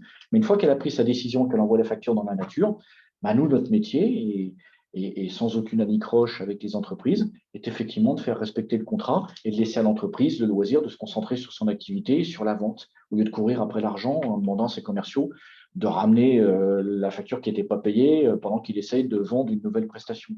Et ça, on sent que c'est quelque chose qui remonte véritablement en force. Merci Christophe pour ton éclairage. Alors, on le disait, au fond, l'argent est le nerf de la guerre et quelle que soit la période que traverse l'entreprise, cette préoccupation demeure sur le devant de la scène et d'autant plus aujourd'hui, c'est ce qu'évoquait Christophe au tout début de la présentation, quand on interroge les chefs d'entreprise sur la perception de leur situation de trésorerie, on voit bien aujourd'hui que les opinions négatives sont majoritaires par rapport aux opinions négatives. Alors, il y a des moments clés, si je puis dire, qui accentuent ces besoins de trésorerie, ce besoin d'accompagnement, de sécurité.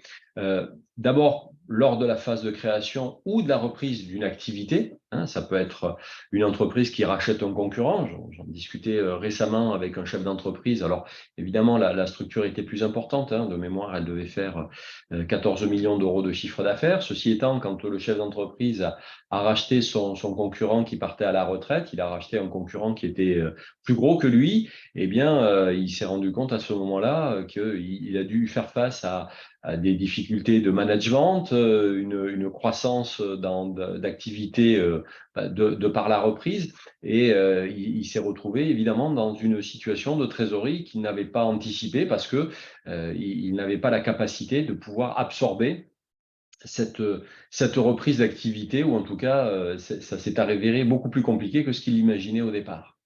Ensuite, ce sont des notions que j'ai déjà évoquées, donc je passe rapidement dessus, mais la hausse du chiffre d'affaires a tendance naturellement à creuser les besoins de trésorerie et bien évidemment, encore une fois, la tendance naturelle du chef d'entreprise, c'est d'obtenir du découvert parce que c'est le plus simple, que c'est facile pour lui à mettre en place, il suffit que la banque paie, sauf que le découvert, si je puis dire, c'est ou mettre en place du découvert pour financer de manière régulière le cycle d'exploitation, c'est un peu comme si on décidait d'alimenter un quartier d'une ville en eau potable en se branchant sur les bornes d'incendie des pompiers. Sauf que le jour où vous avez une maison qui brûle, on la regarde brûler parce que les bornes d'incendie, elles sont occupées par le réseau d'eau potable. Et donc, partant de là, c'est vrai que nous avons vocation à essayer d'apporter cet éclairage, à essayer de, comment dirais-je, d'apporter aux chefs d'entreprise cette vision plus globale qui est de dire, bah, écoutez, certes, le découvert peut être une solution. Maintenant, si on veut des solutions qui soient plus pérennes, qui soient plus durables, qui soient capables de vous accompagner dans votre développement en se détachant quelque part de l'évolution strictement bilancielle de votre entreprise, eh bien, on a des solutions qui sont capables de répondre à ces différents critères. Et puis, bah, il y a l'investissement ou la croissance externe, hein, ce que j'évoquais tout à l'heure. Et sur ces trois éléments, j'allais dire, nous rencontrons parfois parce que c'est vrai que quand l'entreprise réalise des investissements ou quand elle fait encore plus une croissance externe, eh bien, pour pouvoir se faire financer, elle va se retourner vers vous pour bâtir des prévisionnels d'activité, parfois des prévisionnels de trésorerie. Sauf que ces prévisionnels de trésorerie, la plupart du temps, nos clients y prêtent une attention, on va dire, négligeable. Ce qui leur importe, c'est effectivement que le prévisionnel d'activité soit suffisamment bon pour permettre le remboursement de l'investissement. Et ils oublient que le simple fait de déménager, par exemple, de locaux, ça peut avoir une incidence forte parce qu'il peut y avoir du retard dans le déménagement, avoir deux loyers qui se cumulent, avoir des difficultés à aménager dans des nouveaux locaux, etc. Et donc, tout ça a une incidence à un moment donné sur la trésorerie. Après, encore une fois, il y a l'accélération de l'activité, hein, les éléments plutôt positifs, la captation de nouveaux clients, et puis les éléments négatifs qu'on évoquait. Là, pour le coup, ce sont les décalages de règlement, parce que le client se fait tirer l'oreille, le débiteur se fait tirer l'oreille pour se faire payer, ou alors parce qu'il n'a plus la capacité de payer, ou alors on rentre dans un cycle de récession, et là, pour le coup, on a une baisse de chiffre d'affaires. Et globalement, il faut encore une fois essayer de trouver des solutions qui permettent à l'entreprise d'être accompagnée en matière de trésorerie sans pour autant que nous soyons totalement axés pour octroyer ces concours sur l'évolution des documents comptables de l'entreprise. En particulier, je voudrais quand même, et je profite de l'occasion pour saluer le travail que vous effectuez à votre niveau, dans votre profession, parce que moi, je suis un ancien dans la banque. Je me rappelle qu'au début, on avait simplement les liasses fiscales quand on les avait. C'était très rare qu'on ait le détail de l'actif, du passif, du compte de résultat, qui sont une mine d'informations. Et grâce au travail que vous effectuez, eh bien, ça nous permet d'avoir une vision beaucoup plus précise de l'entreprise et de pouvoir, j'allais dire, discuter avec le chef d'entreprise de manière beaucoup plus efficace sur les sujets qui le préoccupent ou qui l'occupent.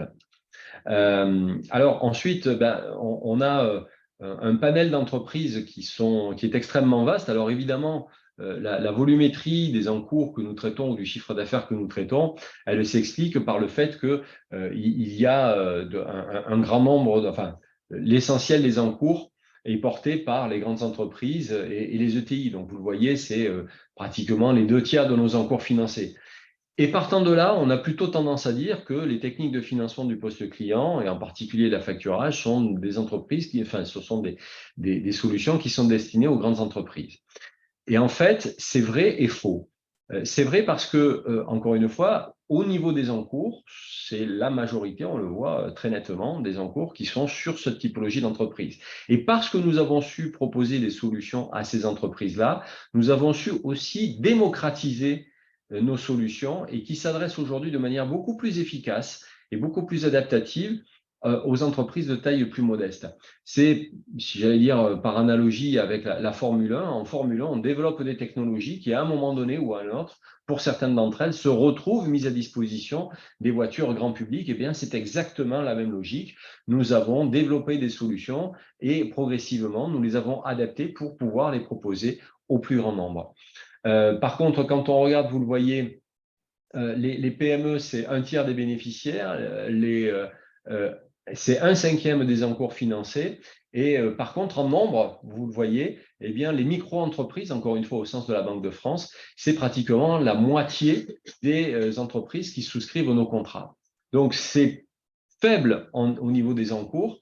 Par contre, c'est important en nombre de clients. Et puis, vous avez à droite, bien entendu, les services qui sont les principalement représentés. Alors, pardon. Pour certaines d'entre elles, ce sont des des notions, enfin des éléments qui nous sont propres, parce que, par exemple, la construction, c'est très peu présent en affacturage. Par contre, c'est très présent en DAI. Et pour la partie DAI, donc vous le voyez, pratiquement la moitié de nos encours sont liés au secteur du bâtiment et des travaux publics. Et là, très franchement, on s'adresse à tout type d'entreprise et toute taille d'entreprise, depuis l'artisan carreleur jusqu'à l'entreprise générale de bâtiment. Voilà. Donc, nos solutions aujourd'hui, notre gamme de produits, elle couvre l'intégralité des entreprises en France, qu'elles travaillent en France ou à l'international, avec une gamme de produits qui couvre l'ultra ponctuel jusqu'aux besoins récurrents, avec des enveloppes de financement qui sont pour les plus petites d'entre elles octroyées à hauteur de 30 000 euros. Et puis, encore une fois, je vous le disais tout à l'heure, avec des encours sur les très grandes entreprises qui peuvent atteindre 400 ou 500 millions d'euros d'encours. Mais moi, mon métier et ma vocation, c'est de travailler le marché de la TPE parce que c'est là où nous savons que nous avons un marché extrêmement vaste à aller chercher parce que, encore une fois, il y a, et on y viendra en fin de cette présentation, un certain nombre d'obstacles encore qui demeurent dans la tête de nos clients chefs d'entreprise. Et le premier d'entre eux, je le redis parce que ça me paraît extrêmement préjudiciable pour pouvoir nous adresser à cette typologie de clients, c'est parce que quand on organise des grands-messes, si je puis dire, ou des réunions, le simple fait de poser le pied dans la réunion et de dire j'ai des besoins en termes de trésorerie, aux yeux de ses pairs chefs d'entreprise, c'est de dire oui, j'ai des besoins de trésorerie, donc je suis une entreprise en difficulté. Eh bien non, pas du tout. Et le fait de s'intéresser à sa trésorerie, c'est justement pour essayer, évidemment, d'éviter de faire en sorte que de ces entreprises aient des difficultés parce qu'elles n'ont pas suffisamment accès à la ressource financière de manière efficace. Si je puis me permettre, Didier, le chiffre concernant la construction, la DAI est effectivement une donnée propre à la maison. Oui, En revanche, il n'y a pas de monnaie nationale. Voilà, tous les chiffres que tu as montrés par ailleurs sont en fait des chiffres qui sont valables pour l'intégralité du marché. Si ce n'est que nous, on est plutôt, en fait, nos propres chiffres sont assez peu différents, peut-être un tout petit peu moins d'aisants justement sur la micro-entreprise, mais grâce à la DAI, si on cumulait les deux, on verrait qu'on est extrêmement bien placé. Et pourquoi on pense qu'on a plutôt une bonne vue, effectivement, même si on regardait nos propres chiffres, qui sont donc très proches, c'est notre part de marché, en fait, que ce soit en termes d'encours ou en termes de part de marché. Grosso modo, la filière à facturage du groupe, c'est entre une entreprise sur 4 et une entreprise sur 5 qui passe par la maison. Et tu peux considérer qu'à 1 euro sur 4, 1 euro sur 5 financés aujourd'hui en DAI en affacturage sortent de la maison, quoi.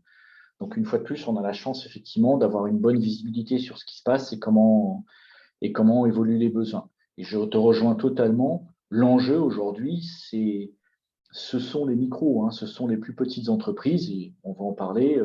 Il y a un souci qui nous anime d'être plus simple, plus accessible, plus à la portée du savoir-faire moyen de toutes les TPE qu'on trouve aujourd'hui, quels que soient les secteurs d'activité. Et là, il y a un vrai défi, clairement. Merci Christophe. Alors pour rebondir sur tes propos, donc on va vous donner un éclairage sur la facturage au global, parce que c'est vrai que comme le disait Christophe, malheureusement la Banque de France ne fait pas de segmentation au niveau du financement du poste client entre l'escompte et la DAI, ce qui fait que nous n'avons pas de visibilité claire, sur ces chiffres-là. Par contre, la facturage est une technique en propre, donc nous avons des chiffres qui nous permettent de voir de manière plus précise comment évolue le marché. Et donc, vous le voyez, on a eu une progression spectaculaire en 2022, ce qui s'explique, on le verra sur la courbe suivante. Mais ce qui me paraît important, c'est que certes, ce sont au niveau des encours les grands comptes qui tirent le marché, évidemment, parce que quand vous mettez en place un contrat sur une nouvelle entreprise qui fait, mettons, 600 millions d'euros de chiffre d'affaires, mécaniquement, vous allez engranger 600 millions d'euros de chiffre d'affaires et 100 millions d'euros d'encours.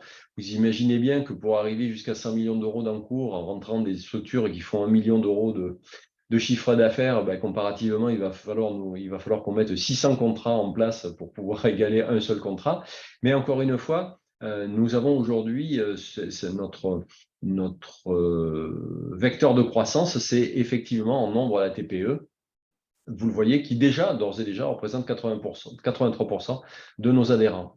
Et puis, on a aussi une activité, le marché est tiré par l'export et on a aujourd'hui des structures.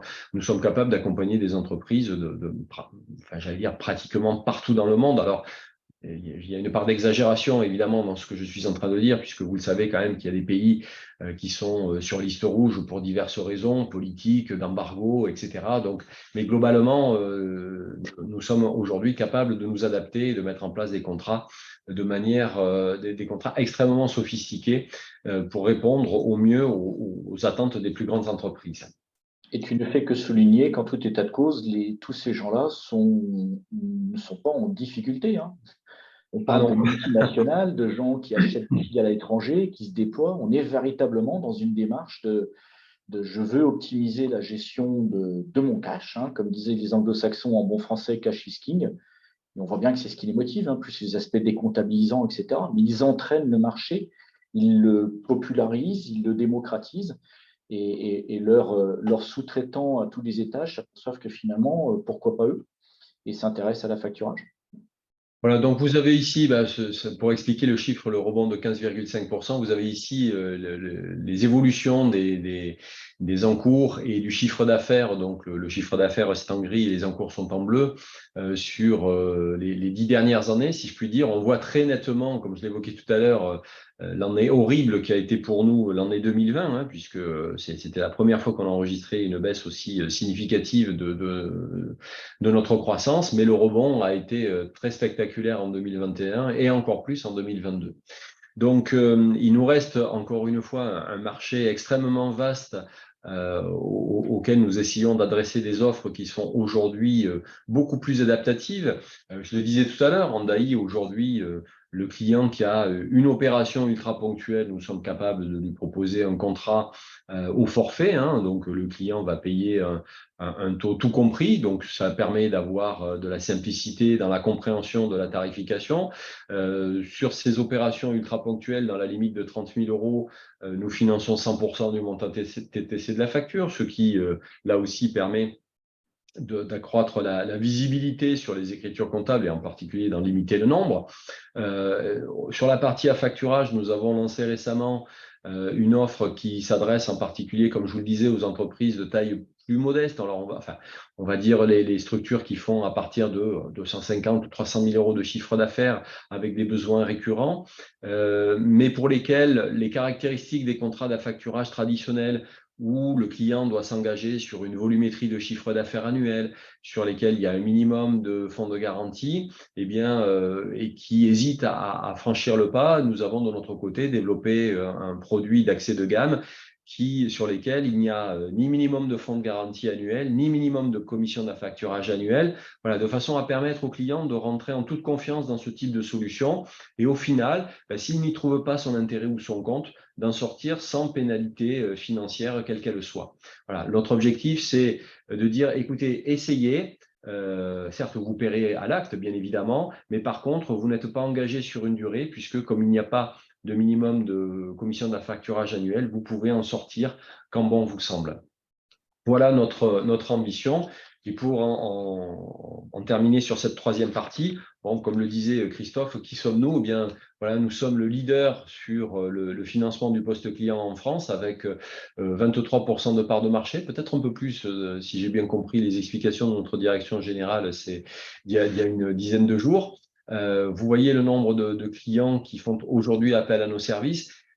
Et ce que je trouve, moi, particulièrement intéressant, au-delà du nombre de clients, c'est le taux de satisfaction des clients qui sont aujourd'hui en portefeuille. Voilà, on nous a demandé dernièrement de travailler sur l'amélioration de la perception de la qualité. Bah oui, mais quand on a quand même 95% de clients satisfaits, c'est vrai que c'est difficile de gagner un point de satisfaction supplémentaire. Et si nous sommes leaders aujourd'hui du marché de la mobilisation du poste client, notre ambition ne s'arrête pas là. Nous savons faire évidemment, vous l'avez bien compris, du financement du poste client. Nous savons aujourd'hui, même si ce sont des opérations plutôt exceptionnelles, nous savons financer également du stock. Et notre ambition, au travers de solutions que nous sommes en train de développer et de tester, c'est de devenir demain un acteur incontournable du financement du besoin de fonds de roulement de manière globale. mais ça, j'aurai peut-être l'occasion d'en rediscuter avec vous sur 2024 quand nous aurons terminé nos phases de test et que nous aurons déployé cette gamme de solutions en 2024. Alors, pardon, 10h30. OK, j'en termine avec la dernière présentation, avec la dernière partie. Votre rôle en tant qu'expert comptable dans l'optimisation de la trésorerie. Alors, parce que c'est vrai qu'encore une fois, on vient souvent à nos solutions parce que l'entreprise a des besoins en matière de trésorerie, mais l'optimisation, c'est une autre réflexion, c'est-à-dire qu'il faut être capable de s'adresser aux clients qui n'ont pas nécessairement de besoin de trésorerie avérée. C'est ce que j'évoquais tout à l'heure avec nos clients qui sont créditeurs. Et pour cela, j'allais dire, moi, quand je suis dans cette configuration-là, la question que je pose aux chefs d'entreprise, c'est si vous aviez l'équivalent de mois de chiffre d'affaires supplémentaires, comment géreriez-vous votre entreprise ou quels avantages supplémentaires en tireriez-vous? Et là, curieusement, les chefs d'entreprise ont des solutions innovantes.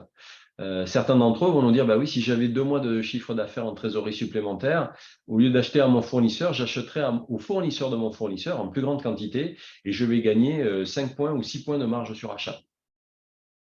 Ou je vais acheter ma matière première qui se retrouve être la fève de cacao parce que je suis chocolatier. À un moment donné où j'estime que le prix de la fève de cacao est intéressant pour moi, je vais me gaver de stock parce que j'ai une bonne vision sur mon carnet de commandes. Et là aussi, je vais figer ma marge sur achat et donc améliorer la visibilité sur la rentabilité de l'entreprise. Et c'est toute cette démarche-là qu'il nous faut mettre en œuvre pour optimiser la trésorerie dans l'esprit du chef d'entreprise pour dépasser la simple notion de besoin. Et vous, en tant que chef d'entreprise, en tant qu'expert comptable, vous vous sentez de plus en plus concerné. D'ailleurs, nous avions réalisé une enquête auprès de vous. Et donc, voilà les préoccupations, en tout cas, le ressenti que vous en aviez. 94% d'entre vous pensiez que le financement, c'est un enjeu pour les PME et votre perception, elle est parfaitement fondée compte tenu de ce qu'on vient d'évoquer, que vous aviez pour la quasi-totalité d'entre vous, un rôle à jouer dans l'accompagnement des TPE sur ces questions, tout simplement parce que vous êtes le principal tiers de confiance du chef d'entreprise. Et quand il a une question, quand il a besoin d'un accompagnement, vers qui va-t-il se tourner? La plupart du temps, et notamment sur les petites entreprises, vers l'expert comptable. Et puis, de l'autre côté, vous souhaitez développer des offres pour accompagner vos clients dans la gestion de la trésorerie parce que, oui, effectivement, cette notion-là, elle vous permet bien évidemment de vous distinguer et d'accroître encore votre rôle de tiers de confiance et de resserrer les liens que vous entretenez avec vos clients chefs d'entreprise.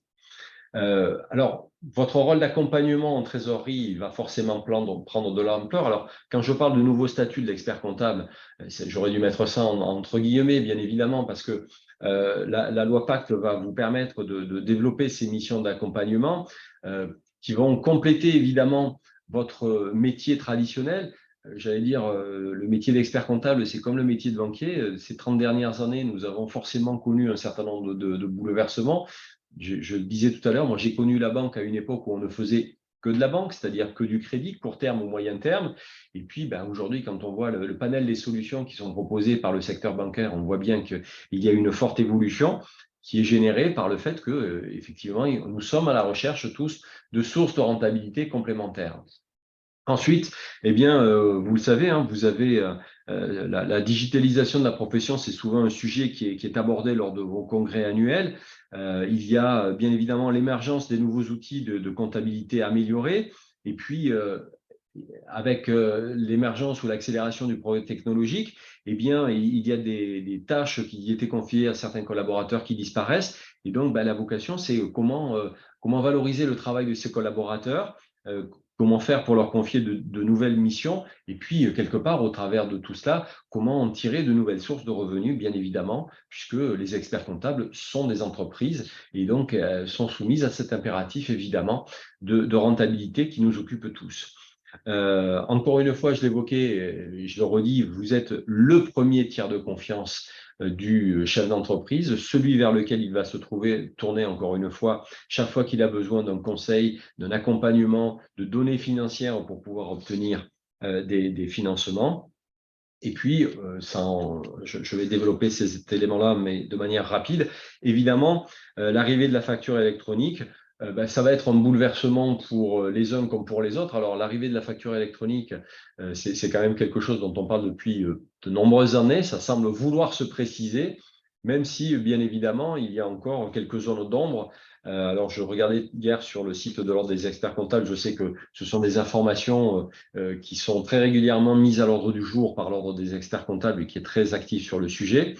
J'ai remis en face le calendrier, non pas parce que vous ne le connaissez pas, mais pour rappeler que nous sommes en France, hein, donc on met en place des calendriers et la plupart du temps, nos clients se réveillent la veille des échéances, si je puis dire. Donc, il faut arriver à trouver des solutions dans l'urgence. C'est comme ça qu'on fonctionne. Nous, ça nous intéresse évidemment parce que, comme le disait Christophe, la facture, c'est comme vous. Hein, enfin, la facture, c'est notre matière première, bien évidemment. C'est 150 millions de factures brassées à titre par la profession, c'est 30 millions de factures traitées par Crédit Mutuel Factoring. Et donc, j'allais dire, notre vocation au travers de cette facture électronique, c'est de permettre, j'allais dire, à nos clients de traiter de manière plus efficace un certain nombre de sujets. Évidemment, ça sera la facture électronique, tout le monde le sait, à la base, c'est la vocation de l'État, c'est d'en faire un outil de lutte contre la fraude. Évidemment, on est encore une fois avec un timing qui est extrêmement contraint, puisque, par exemple, à cette heure-ci, on ne sait pas encore quelles structures seront reconnues en tant que PDP. L'objectif, c'est un objectif de simplification et d'accélération, avec une vocation d'efficacité pour les uns comme pour les autres, pour les entreprises, pour l'État, évidemment. Et puis, je l'ai mis en dernier, mais comme je le soulignais, c'est la première vocation, c'est l'amélioration de la détection contre la fraude. Ça permettra de disposer de données quasiment en temps réel pour mieux gérer la trésorerie et l'entreprise avec des tableaux de bord. Ceci étant, les tableaux de bord, c'est bien beau de les avoir, mais encore faut-il savoir les interpréter. Et là encore, vous, en tant qu'hommes et femmes de l'art, vous serez les premiers sollicités par les chefs d'entreprise pour comprendre des notions qui, certes, nous sont familières, mais pour lesquelles, de leur côté, ce sont des notions qui sont difficilement compréhensibles. Et puis, ça permettra également d'améliorer l'accès à nos sources de financement avec cette démocratisation qui sera donc une opportunité pour permettre aux TPE d'accéder à des solutions de plus en plus souples, faciles à comprendre, à manipuler et à souscrire. Alors, quand on interroge nos clients communs, et vous en faites l'écho, un certain nombre de remarques sont faites. Alors, on vous le voit, les 2/3 pensent que c'est une solution rigide et complexe, et c'est ce que vous nous faites remonter. Alors qu'en fait, comme je le disais, on a aujourd'hui des offres qui sont dédiées aux TPE avec des tarifications au forfait, ce qui permet d'avoir une clarté dans la tarification. Le client sait pertinemment ce qu'il va payer. Il n'y a pas de surprise ni au départ ni à l'arrivée. Et puis, en dépit de ces offres qui sont des offres ultra ponctuelles, le client conserve la qualité des services qui lui sont proposés, et en particulier avec un interlocuteur dédié qui lui permet encore une fois d'avoir un accès à la ressource.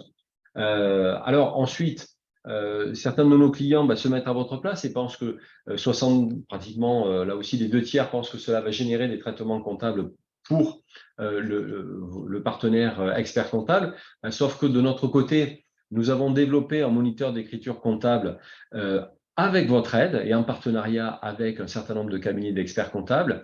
Et ça, c'est une vraie valeur ajoutée que Crédit Mutuel Factoring est le seul à mettre en place à notre connaissance sur la place. Ce moniteur d'écriture comptable, il n'a évidemment pas vocation à se substituer à l'expert comptable, mais c'est d'améliorer l'affectation des écritures de base, si je puis dire, en mettant en place la correspondance entre nos propres comptes et les comptes du plan comptable général, et donc encore une fois de permettre de traiter efficacement des opérations sur lesquelles il n'y a pas à proprement parler, si je puis dire, de valeur ajoutée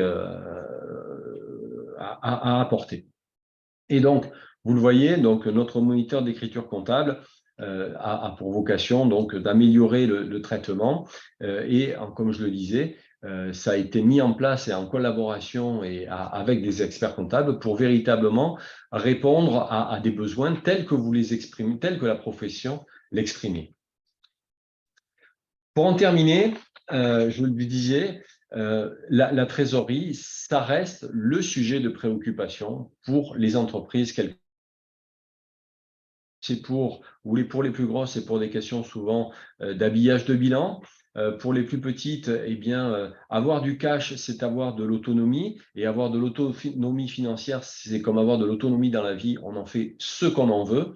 Et globalement, encore une fois, notre vocation, c'est d'arriver à dépasser ce plafond de verre qui est que, encore une fois, eh bien, parce qu'on a des besoins en termes de trésorerie, on est une entreprise en difficulté. Non, on a des besoins on a des besoins quand on est une entreprise parce que nativement, le fonds de roulement ne permet pas de couvrir le besoin en fonds de roulement.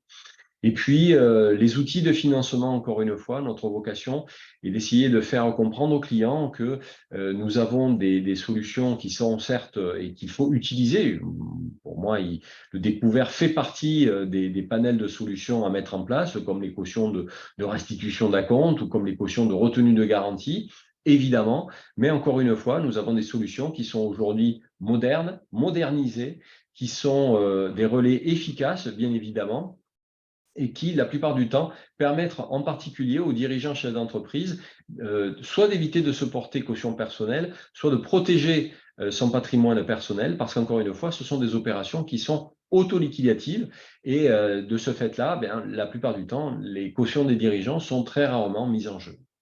Et encore une fois, voilà, notre objectif, c'est, et c'est pour ça que nous avons la chance, et je remercie M. Ferrand de nous avoir permis d'intervenir devant vous, nous avons besoin de votre appui pour pouvoir, encore une fois, faire en sorte que les chefs d'entreprise pour les petites structures, encore une fois, ça n'est pas un élément de jugement de valeur, mais pour que les TPE et PME puissent prendre un pas de recul et réfléchir aux différentes façons dont elles peuvent aujourd'hui être accompagnées de manière beaucoup plus volontariste dans le développement de leurs entreprises. Nous en avons terminé avec cette présentation. Nous sommes à votre disposition pour répondre en direct aux questions que vous souhaiteriez poser à la fin de celle-ci, puisque nous n'en avons pas eu, je crois. Il y en a une. S'il y en a une. Ah, pardon. Non, non, je les remercie. Voilà. Donc, si vous souhaitez prendre la parole pour poser vos questions à Christophe ou à moi-même, ça sera avec plaisir que nous y répondrons.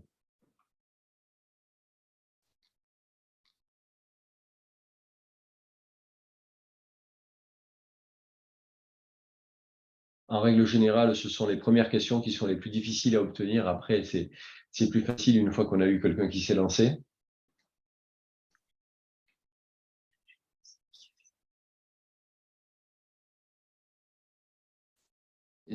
J'en ai une, parce que peut-être que les gens n'osent pas la poser. Le moniteur d'écriture comptable, il est dans le package du déploiement du contrat? Oui, absolument. Absolument. Oui, c'est quelque chose qui est mis à disposition dès lors que le client souscrit un contrat d'affacturage. Alors, on n'a pas le pendant en DAI, pas encore, mais ceci étant, bon, ce sont des sujets sur lesquels nous travaillons parce que nous savons que en DAI, le nombre d'écritures comptables est comment dirais-je, un obstacle à la bonne compréhension de ce que nous faisons. Et c'est vrai que nous travaillons là-dessus de façon à non pas simplifier, parce que là, on est contraint par les outils, mais par contre, pour permettre aux chefs d'entreprise de mieux comprendre les opérations que nous pouvons passer sur les comptes qu'ils ouvrent chez nous. Alors, j'ai une deuxième question, mais je ne sais pas si on aura une réponse, si quelqu'un veut prendre la parole. Mais là, les bilans 2022 viennent d'être bouclés, normalement, en tout cas tous ceux qui clôturaient à décembre. Je pense, j'intuite qu'ils ne sont pas mauvais. Mais est-ce que nos amis ici présents sentent déjà un écart significatif entre le tableau qui s'est figé fin 2022 et aujourd'hui, juin 2023? Est-ce qu'ils ont le sentiment effectivement qu'il y a une espèce de retournement là, qui s'est joué peut-être de façon plus rapide qu'on pouvait le supposer? Alors, attends, excuse-moi, Christophe, parce qu'on a on a une question qui est arrivée sur le fil de discussion, donc peut-être que quelqu'un de nos auditeurs pourra répondre à ta question. La question qui est posée, c'est quel est le coût global d'un contrat d'affacturage ou de DAI pour le client? Alors, je vous remercie de me poser cette question, pour laquelle je suis toujours en peine de pouvoir répondre de manière efficace. Alors, je vais pouvoir vous apporter une réponse précise sur un aspect des choses. Quand on met en place notre produit d'accès de gamme qui s'appelle chez nous Flash DAI, qui est une enveloppe de 30 000 euros, qui est utilisable par nos clients de manière extrêmement souple, sur lequel il a 100% du financement. Là, je peux vous apporter une réponse parce que le taux global qui est appliqué est de 2,95% du montant TTC de la facture. Ce taux regroupe à la fois les commissions de service et les agios, et le client se voit facturer cette prestation sans frais supplémentaires, si tant est que son client le paie dans un délai maximal de 30 jours suivant la date d'échéance contractuelle. Voilà. Donc, on peut estimer que si le débiteur paie dans un délai maximal de 90 jours, le client ne paie que de 95% fixe du montant TTC de la facture. Ensuite, pour répondre à votre question, c'est extrêmement difficile parce que, j'allais dire, dans notre métier, nous essayons de faire une tarification qui corresponde à la situation de notre client. Autrement dit, on a un certain nombre de paramètres qui rentrent en ligne de compte. Alors, pour ce qui est du taux des agios, par exemple, eh bien, nous allons prendre en compte le taux étant toujours le reflet d'un risque potentiel. Nous allons analyser la solvabilité du client qui sollicite une intervention de notre part. Et bien évidemment, une entreprise qui est cotée en Banque de France 3 n'aura pas la même marge sur agio qu'une entreprise de cotée 6 pour la même volumétrie de chiffre d'affaires traité. Vous le comprenez évidemment intuitivement. Et puis, il y a un deuxième élément qui rentre en ligne de compte, c'est la volumétrie du chiffre d'affaires qui va nous être cédé, la taille moyenne des factures qui vont nous être cédées, et puis un affacturage également va rentrer en ligne de compte la typologie des débiteurs. Autrement dit, je peux avoir en face de moi deux entreprises qui sont quasiment identiques, qui vont me remettre le même chiffre d'affaires, le même nombre de factures, mais elles ont la même cotation Banque de France, donc elles auront vraisemblablement le même taux d'agio, quoique l'une travaille avec des grands comptes, l'autre travaille avec des PME, TPE. Et donc, partant de là, le risque de défaillance des débiteurs TPE, PME est beaucoup plus important que sur une entreprise qui travaille avec des grands comptes. Et mécaniquement, il va y avoir une incidence à la fois sur la commission d'affacturage, qui sera plus élevée dans un cas que dans l'autre, puisque le coût du risque de défaillance est intégré dans la commission d'affacturage. Et donc, alors que les deux entreprises ont un certain nombre de caractéristiques identiques, elles auront des conditions financières différentes l'une par rapport à l'autre. Ensuite, encore une fois, c'est difficile parce que en affacturage, vous avez une gamme de prestations de services qui sont associées. Donc, vous avez le financement, vous avez les encaissements, vous avez la relance commerciale et vous avez l'assurance crédit. Si notre client souscrit le package global, il va avoir une tarification. Si par contre, il nous délègue son assurance crédit, eh bien, c'est une prestation de service que nous n'intégrons pas et donc le client aura un coût inférieur. De la même manière, dans certains cas, le client va nous dire, écoutez, non, moi la relance, ça ne m'intéresse pas, je suis parfaitement organisé pour le faire, donc c'est une prestation de service que je souhaite conserver. Et là encore, on va avoir des coûts de traitement qui sont inférieurs en fonction de la nature des services que nous mettons à disposition. C'est un peu plus précis, si vous voulez, en DAI, où là, on a par exemple quand on sort de notre gamme Flash DAI, on rentre dans notre prestation de service Express Pro. Alors, Express Pro, ça serait difficile de vous donner un ordre de prix parce qu'encore une fois, il y a des notions qui rentrent en ligne de compte. Mais là, le coût de gestion de la facture, par exemple, dans Express Pro, va représenter 0,95% du montant TTC de la facture. Et quand on ajoute les agios, alors là, mes repères datent un peu parce que ils datent de l'époque pas si lointaine que ça où le Euribor 3 mois était négatif. Mais à ce moment-là, on avait un coût global, quand on faisait le cumul des 0,95 et de l'incidence de la marge sur agio, on avait un coût global qui tournait aux alentours de 1,8 à 1,9 du montant TTC de la facture. Aujourd'hui, avec la hausse de l'Euribor 3 mois, on doit être aux alentours de 10, de 20 du montant TTC de la facture. Voilà, ça peut vous donner un ordre d'idée en DAI, En affacturage, c'est beaucoup plus difficile, encore une fois, parce que la notion d'assurance crédit va rentrer en ligne de compte. Et là, pour le coup, c'est vrai que je serai beaucoup plus en peine de vous donner des ordres de grandeur. Pour en terminer néanmoins sur ce sujet, qui est toujours un sujet à la fois passionnant et délicat à traiter, quand on est par exemple sur notre produit d'accès de gamme en affacturage, qui s'appelle FactoFlash. Là, le coût de la commission d'affacturage, donc, et là qui s'adresse à des entreprises qui pourraient nous remettre jusqu'à 150 000 euros d'encours. Donc, pour faire simple, avec 60 jours de délai de règlement, on est sur des entreprises qui font au maximum 1 million d'euros de chiffre d'affaires. Le coût de la commission d'affacturage est fixe et se situe à 1,4% du montant TTC de la facture. Coût auquel il convient de rajouter la marge sur agio, bien évidemment, et donc là, on doit se situer globalement avec un coût global qui doit osciller aux alentours de 60 à 80% du montant TTC de la facture, pour vous donner des ordres de grandeur, mais qui correspondent à mon sens à peu près à la réalité de ce que nous connaissons aujourd'hui. Voilà, j'espère avoir essayé de répondre à cette question, encore une fois, qui est toujours une question extrêmement difficile. Moi, ce que je vous invite, enfin, ce que je dis régulièrement, y compris à mes collègues dans la banque, c'est de dire, de toute façon, solliciter un devis de notre part, c'est toujours gratuit. Et encore une fois, ça n'est pas parce qu'on se déplace ou parce qu'on réalise un entretien que l'objectif est de faire un contrat à la fin. Alors évidemment, nous sommes une entreprise comme une autre. L'objectif, c'est de gagner de nouveaux clients. Mais encore une fois, c'est aussi, si on veut accroître notre part de marché et conquérir le marché de la TPE-PME, il faut accepter d'investir. Et investir, c'est passer du temps auprès du chef d'entreprise pour travailler avec lui sur des notions qui lui sont propres.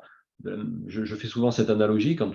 Si moi j'appelle mon maçon pour faire une ouverture dans mon mur, pour avoir un devis, il va me dire oui, mais c'est un mur de quelle nature? C'est un mur porteur ou c'est une cloison? Si c'est un mur porteur, c'est de la brique, c'est du parpaing, c'est du béton vibré, c'est du mâche-fer, c'est du pisé. Et en fonction du matériau, il va me faire un devis différent. Moi, c'est à peu près la même chose. J'ai besoin d'avoir des éléments factuels pour pouvoir faire une approche tarifaire qui soit cohérente. Mais je pense vous avoir donné un éclairage, on va dire, en la matière. En tout cas, votre commentaire semble l'indiquer. Et maintenant, si quelqu'un veut répondre à la question de Christophe sur la tendance sur les bilans 2022, nous sommes tous oui.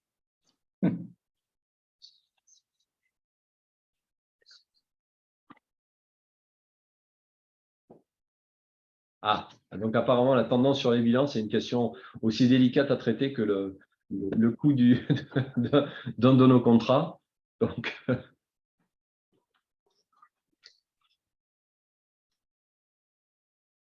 Si je puis me permettre, Didier, d'ajouter quand même un point à cette histoire de tarification, parce qu'on a vu parfois circuler dans la presse quelques présentations bien malheureuses où le journaliste confondait la cession des factures et le financement qui sortait à la fin. C'est tout notre intérêt d'avoir un produit qui, effectivement, du côté affacturage, essaye de coller à la réalité des besoins d'entreprise, avec d'une part une commission de service qui rémunère les services que l'on propose.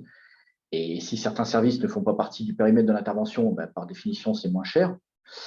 Il nous arrive aussi de rappeler que ces services, leur rémunération, il faut en tenir compte à tous les niveaux. C'est-à-dire quand on nous dit l'affacturage est plus cher que le découvert, j'ai tendance à répondre oui, mais le découvert, il ne relance pas les factures et puis il ne les assure pas.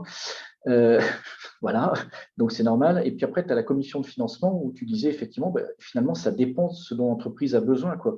Donc, elle a la possibilité d'ajuster ce qu'elle paye en fonction de ce dont elle a vraiment besoin. Mais ce qui est important de comprendre dans le financement, c'est qu'il est toujours articulé de deux façons. Il y a ce qu'on met à disposition immédiatement de l'entreprise et il y a ce qu'on mettra à disposition plus tard, qui vaut notamment l'existence de ce fameux fonds de garantie. Et quand on a parfois lu dans la presse que la facturage a coûté 12 ou 15% du montant des factures parce qu'on mettait dedans le fonds de garantie, c'est une ineptie totale, ça n'a aucun sens. C'est à partir du moment où on a répondu aux besoins de trésorerie en finançant immédiatement 50, 60, 70, 80, 90% des factures qui nous étaient cédées et que les agios vont courir sur ce montant qui était avancé, c'est ce qui compte. Mais nous, on ne bloque rien. On dit parfois, vous bloquez les financements. On ne bloque rien. On finance immédiatement une part où on a vu avec le chef d'entreprise que ça lui correspondait à ses attentes et il paiera en conséquence. et le reste est financé à l'échéance de la facture. Oui, oui, Et tu as raison, ça repose sur une clé. Nous, on est des gens curieux. On aime bien aller voir l'entreprise, comprendre ce qui s'y passe, comment elle fonctionne, savoir si elle a effectivement un mur en parpaing, en briques, et adapter complètement notre offre à son besoin. Et c'est pour ça qu'on a besoin de gens comme l'expertise comptable, parce qu'ils sont aussi des gens qui connaissent bien leurs clients. Et c'est la clé, de répondre aux vrais besoins de l'entreprise. Donc, écoutez, nous sommes à votre. Nous allons en terminer là. Alors, Monsieur Ferrand s'excuse, mais il ne sera pas en mesure il n'a pas été en mesure de faire l'introduction, il ne sera pas en mesure de faire la conclusion, exceptionnellement. Nous allons mettre fin à cette présentation s'il n'y a plus de questions. Encore une fois, nous sommes à votre disposition si vous souhaitez nous faire intervenir sur des schémas plus restreints en termes de temps, bien évidemment, auprès de vos clients. Si vous souhaitez organiser des manifestations auxquelles vous souhaiteriez convier certains de vos clients, nous avons la capacité de nous déplacer. Moi, vous l'entendez à l'accent, je suis quelqu'un du Sud, donc je viens volontiers. Ma voiture, elle est programmée quand elle n'est pas en panne, comme aujourd'hui. Elle est programmée pour descendre le long de l'autoroute A7. L'autoroute A8 et l'autoroute A9, c'est beaucoup plus de difficultés quand il faut monter dans le nord, mais enfin, je le fais quand même. Et puis, nous avons des commerciaux qui sont répartis sur l'ensemble du territoire national et qui, eux aussi, sont en mesure de faire ce type d'animation auprès de cabinets d'experts comptables. Donc, si vous le souhaitez, que ce soit auprès de vos collaborateurs ou auprès de vos clients, nous pouvons parfaitement soit nous déplacer, soit organiser des schémas d'intervention de ce type-là. Alors, encore une fois, nous avons une audience très, très longue aujourd'hui, donc je remercie encore une fois Monsieur Ferrand et l'Ordre des experts comptables et vous-même qui avez participé en tant qu'auditeur à cette intervention. Nous sommes à votre disposition. Encore une fois, n'hésitez pas à faire appel à nos services et à nos commerciaux pour rencontrer vos clients ou pour tout simplement faire des sessions d'information. C'est ensemble que nous arriverons à gagner le marché de la TPE et à faire en sorte que nos clients soient mieux armés pour affronter le monde économique, parce que nous sommes comme vous. C'est vrai qu'un client qui est désarmé ou qui est mal armé pour faire face à la situation et à l'environnement économique, c'est un client qui peut faire défaillance et disparaître. Et pour vous comme pour nous, un client qui disparaît, d'abord c'est tragique parce que c'est une histoire humaine qui se termine, ce sont des licenciements. Et puis il faut aller chercher de nouveaux clients parce que c'est une perte de revenus, c'est une perte de PNB. Il faut aller chercher de nouveaux clients et il est préférable de conserver les clients. C'est plus facile de conserver un client actif que d'aller chercher de nouveaux clients, même s'il faut arriver à concilier les deux. Encore une fois, je vous remercie très sincèrement de votre attention et puis je vous souhaite une agréable journée et puis au plaisir éventuellement de croiser certains d'entre vous lors de votre congrès annuel qui a lieu prochainement. Merci encore, bonne journée et à bientôt. Merci à tous. Merci beaucoup. Au revoir.